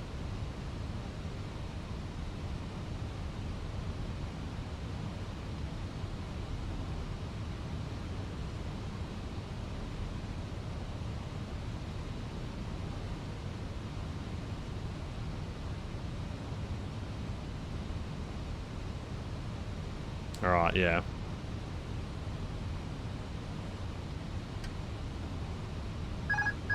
Fuck you. Hang on, I need to pause this. Right, there we go.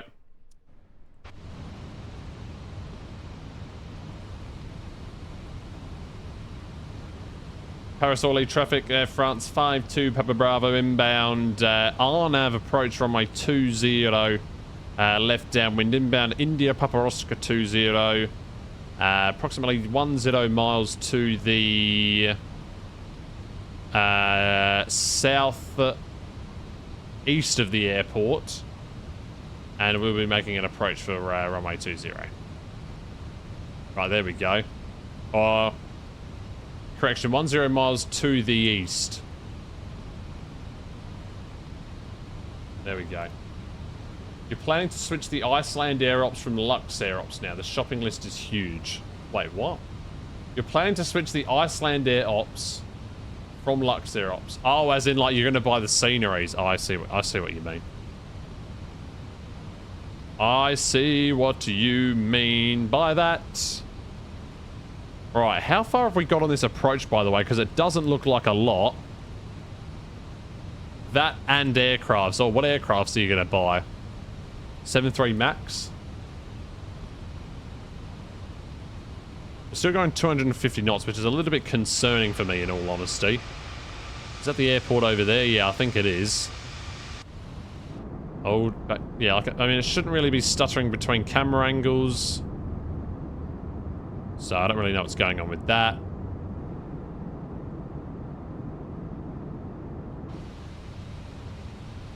Alright, there we go. Now reducing to 100 and... Oh, we're just going to go straight into that, are we? Okay, roger that. We're going straight into approach mode. This might be a hand fly, honestly. I might hand fly this approach.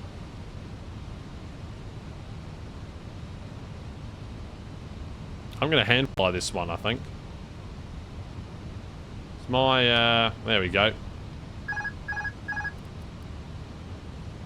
2,500. Flaps 1. I'm going to hand fly this and see how we go with this.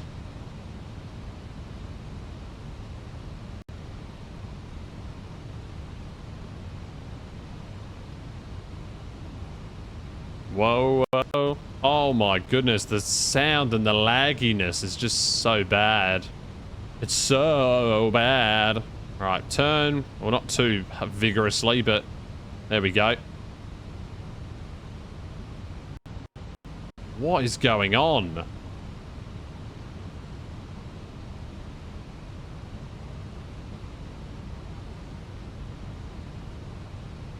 It's very gloomy weather right now.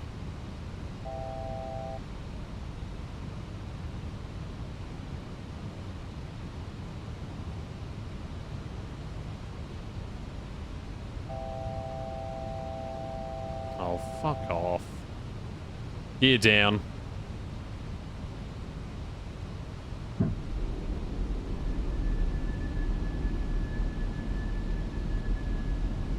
We're a little bit low. And Parasol traffic, Air France 52 Papa Bravo, 5 mile Fana runway 20. Laps 2.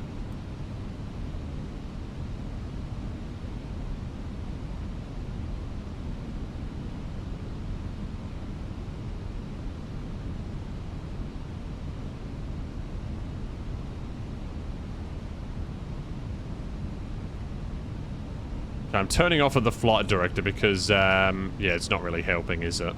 Right, well, runway is in sight, so...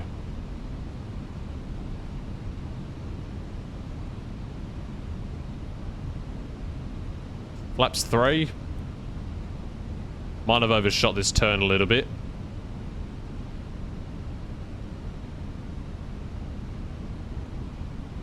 That's alright, this is a nice approach.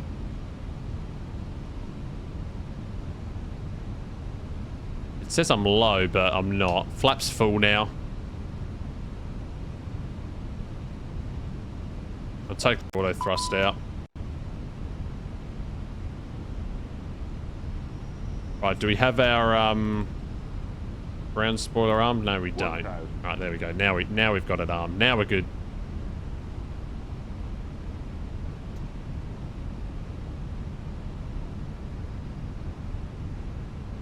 above. It says 4 whites, but it looks alright. I continue.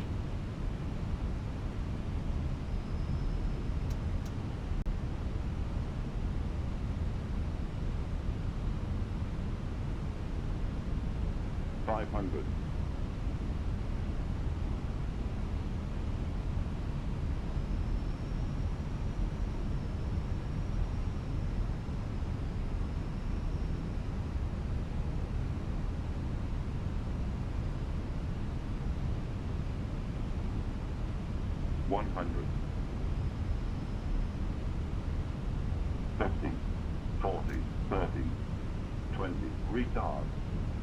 Drive. There we go. All right, we're down. Reverse green. And why did my auto brake disarm? I don't know. And what is going on the left side there? That is really weird. Anyway, we're down. 70 knots. Manual brakes. Why did my auto brake disarm there? Yeah, please brake, aircraft. Vacating onto runway. Okay, vacating onto the runway then. I don't know where Whiskey 5 is. Yeah, I know. The VDev and the Pappy, they didn't agree. I just went fully visual there. Yeah, just fully visual on that one. Anyway, there we go. That was a decent landing, I think. It was better than before. It's so hard to flare this thing, and then when it does flare, it just rockets up. So that's always a bit of an interesting one there. But anyway, we're down. Parasoli traffic, Air France 52 Papa Bravo, vacated runway 20 right. And I want to park at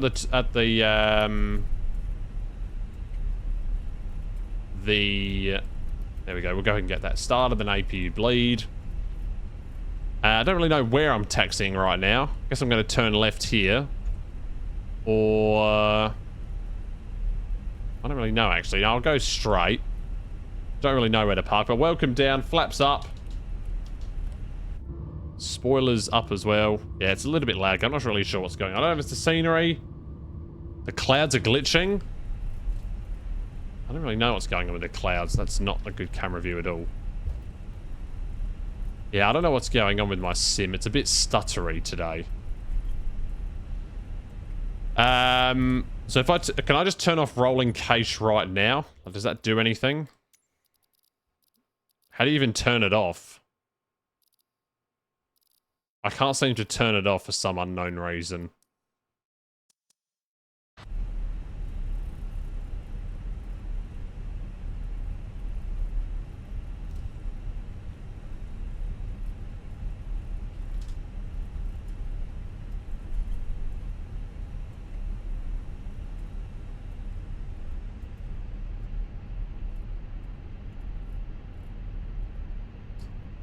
Flight factor 757 package for X-Plane 12 is 119 USD. Goodness me. That is expensive. Oh no, I think we parked just up here, didn't we, before? Yeah, we'll just go in here. Tollis A321. Jesus, 109. Each scenery is close to 20, 30 USD. You've already spent USD 70 on the Q400. Goodness me. That is a lot. Alright, do we want to go into here? Bravo 22. I guess this will be good.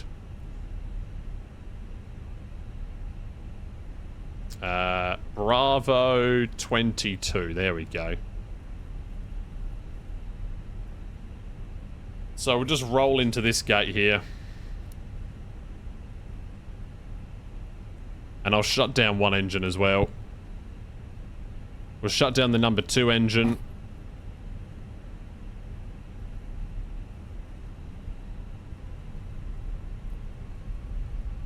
And we are an A320, which is correct. We're coming in very fast right now.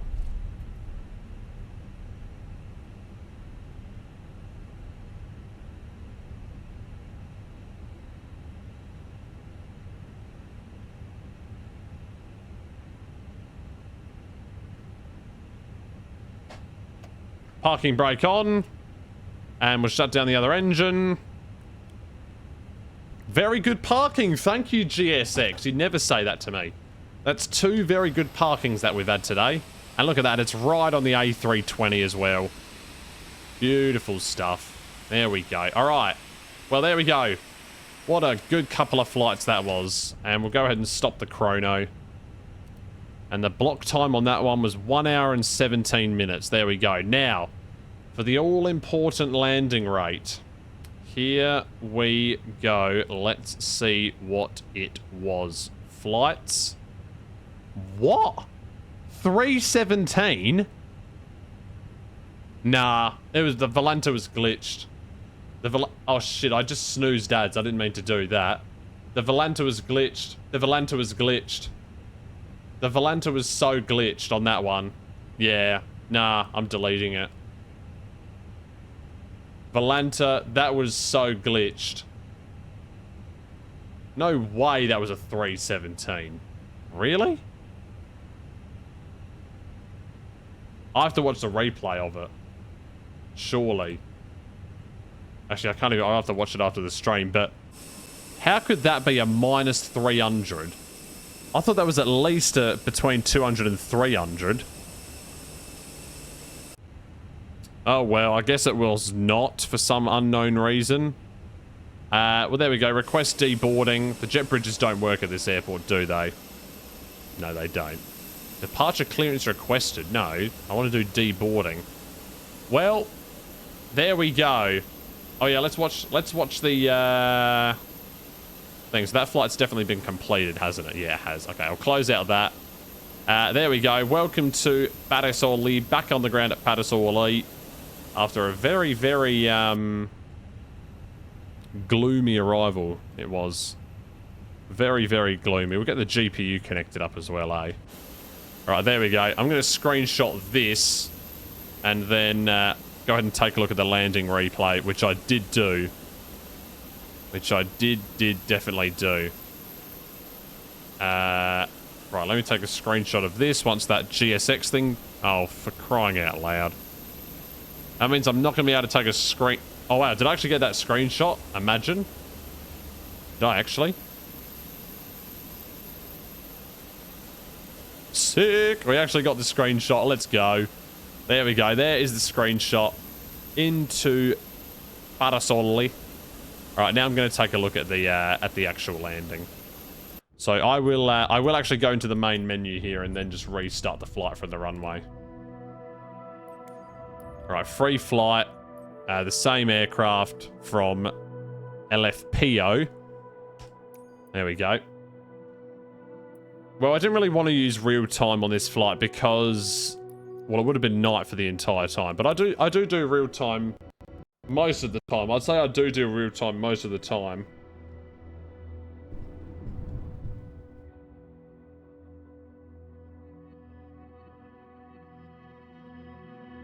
No.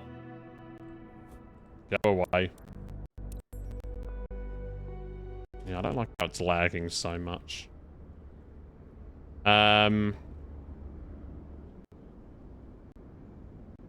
Does rolling cache make it laggier? Oh, I didn't mean to press that button. Right. Oh my goodness. Please check Phoenix.exe is running. What the shit? Hold back the rhythm. The river, I mean. Yeah, let's put that song on. Let's put that song on. There we go. Dun dun. Dun dun. Do do. La la. La la la la la. Alright, here we go. And then... replay. Here we go.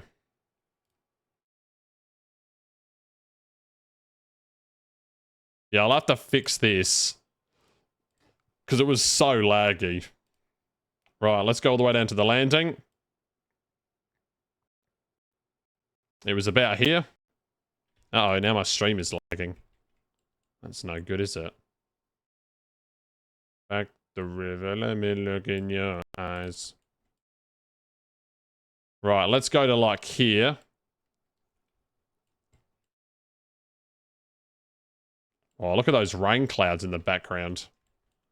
Dun dun.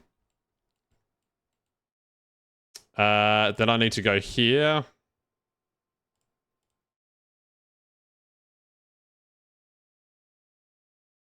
Actually, when does it touch down?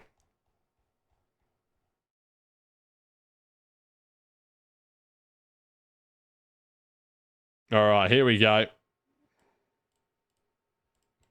Oops. In he comes.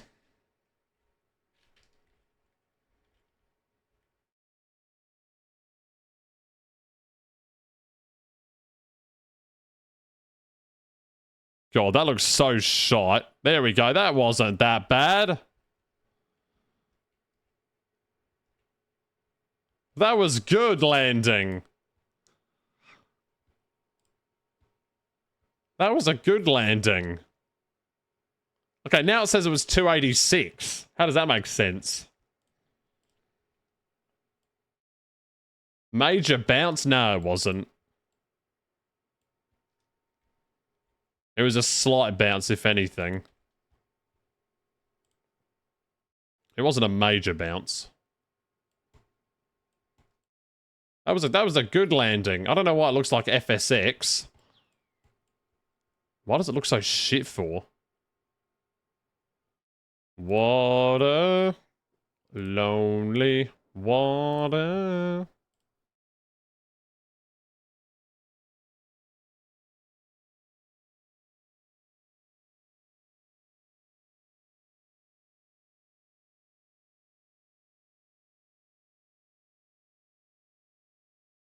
Right, there we go. What a landing. Those shadows look absolutely horrible. Anyway, I don't know what the fuck's going on with my sim. I need to fix it desperately. Anyway, that is going to be all from me for this one. We'll see you back tomorrow at the same time at 2300 Zulu. I'm not sure what I'm going to do. I might do some short-haul A380 ops in Dubai. Ooh, that sounds like a vibey thing to do right now. Well, not right now, but tomorrow. So that'll be all from me. And I will see you guys tomorrow. So I'll see you then. See you later, guys. Have a good one.